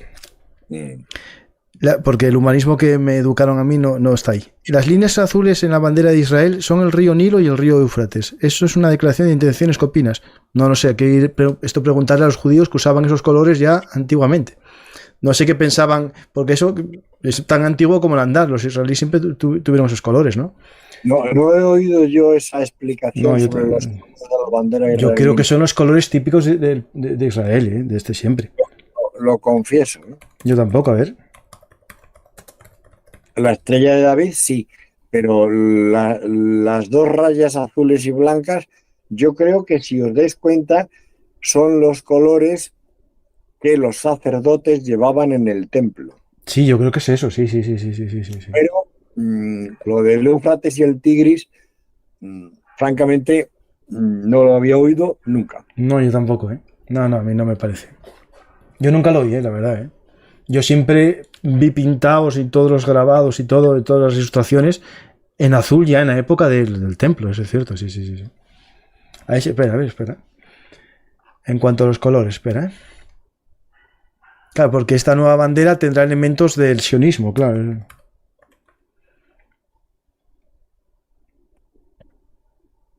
El blanco está asociado con la palabra hebrea Gesed, divina misericordia, divina benevolencia, y el color azul celeste representa la gloria de Dios, su pureza y la severidad de su juicio. Lo otro no. Eso sí. Lo otro sí, esto sí, esto sí. Lo otro no. No. Eso no sé dónde lo sacasteis. Si lo sacaste de algún lado, decídmelo, ¿vale? Me gustaría preguntar a mi amigo el coronel, eso está ya. Pues, ¿hay más preguntas? ¿Probabilidad de una tercera guerra mundial? No lo sé, espero que no, ¿eh?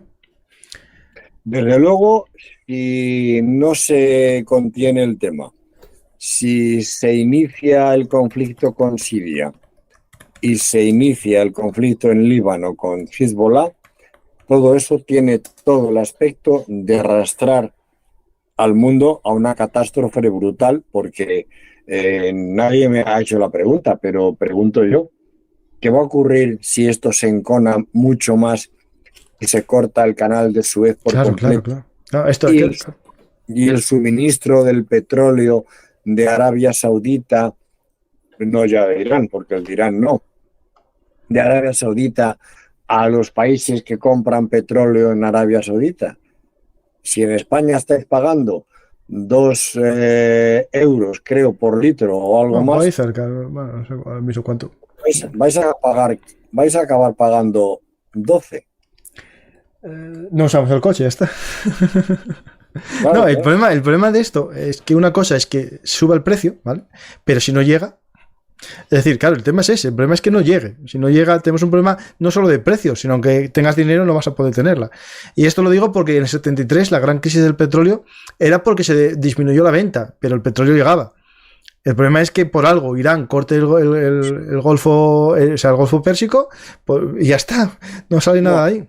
Si Irán corta lo que es el tráfico naval, quien lo abre automáticamente... Sí, una flota americana, no sé cuál es ahí, la sexta o la quinta, no sé. La sexta en el Mediterráneo. Sí, pues eso, o sea, la quinta, no sé. No tengo idea. Eso lo abre Estados Unidos a cañonazos y eso sería, desde luego, un casus belli para Irán. Ahí se le cae el sistema a Irán, porque sería el primero que paga los patos. Y además con una coalición, ¿eh? Sí. Anglo-británica, americana, occidental... No, porque tenemos un problema, es que se añade que no hay petróleo de Rusia también, claro, es la combinación perfecta. Pues Antonio, ahora lo que me falta es algo muy importante, que es recordar que íbamos a hablar de tu libro, de la batalla de Inglaterra, y que no se nos puede olvidar que acaba de salir al mercado y que está publicado en Almuzara, ¿no? Sí. Ese libro lo único que tiene diferente, la batalla de Inglaterra es ampliamente conocida, yo he querido resaltar simplemente que no era posible, que Alemania no tenía capacidad para llevar la guerra a suelo británico porque no tenía marina. Claro.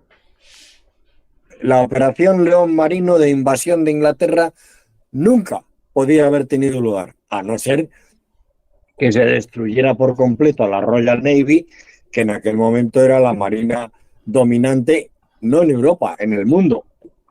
Sí, coincido contigo, ¿eh? Ellos casi lo consideraban un cruce de un río, porque sabían que no era una operación anfibia.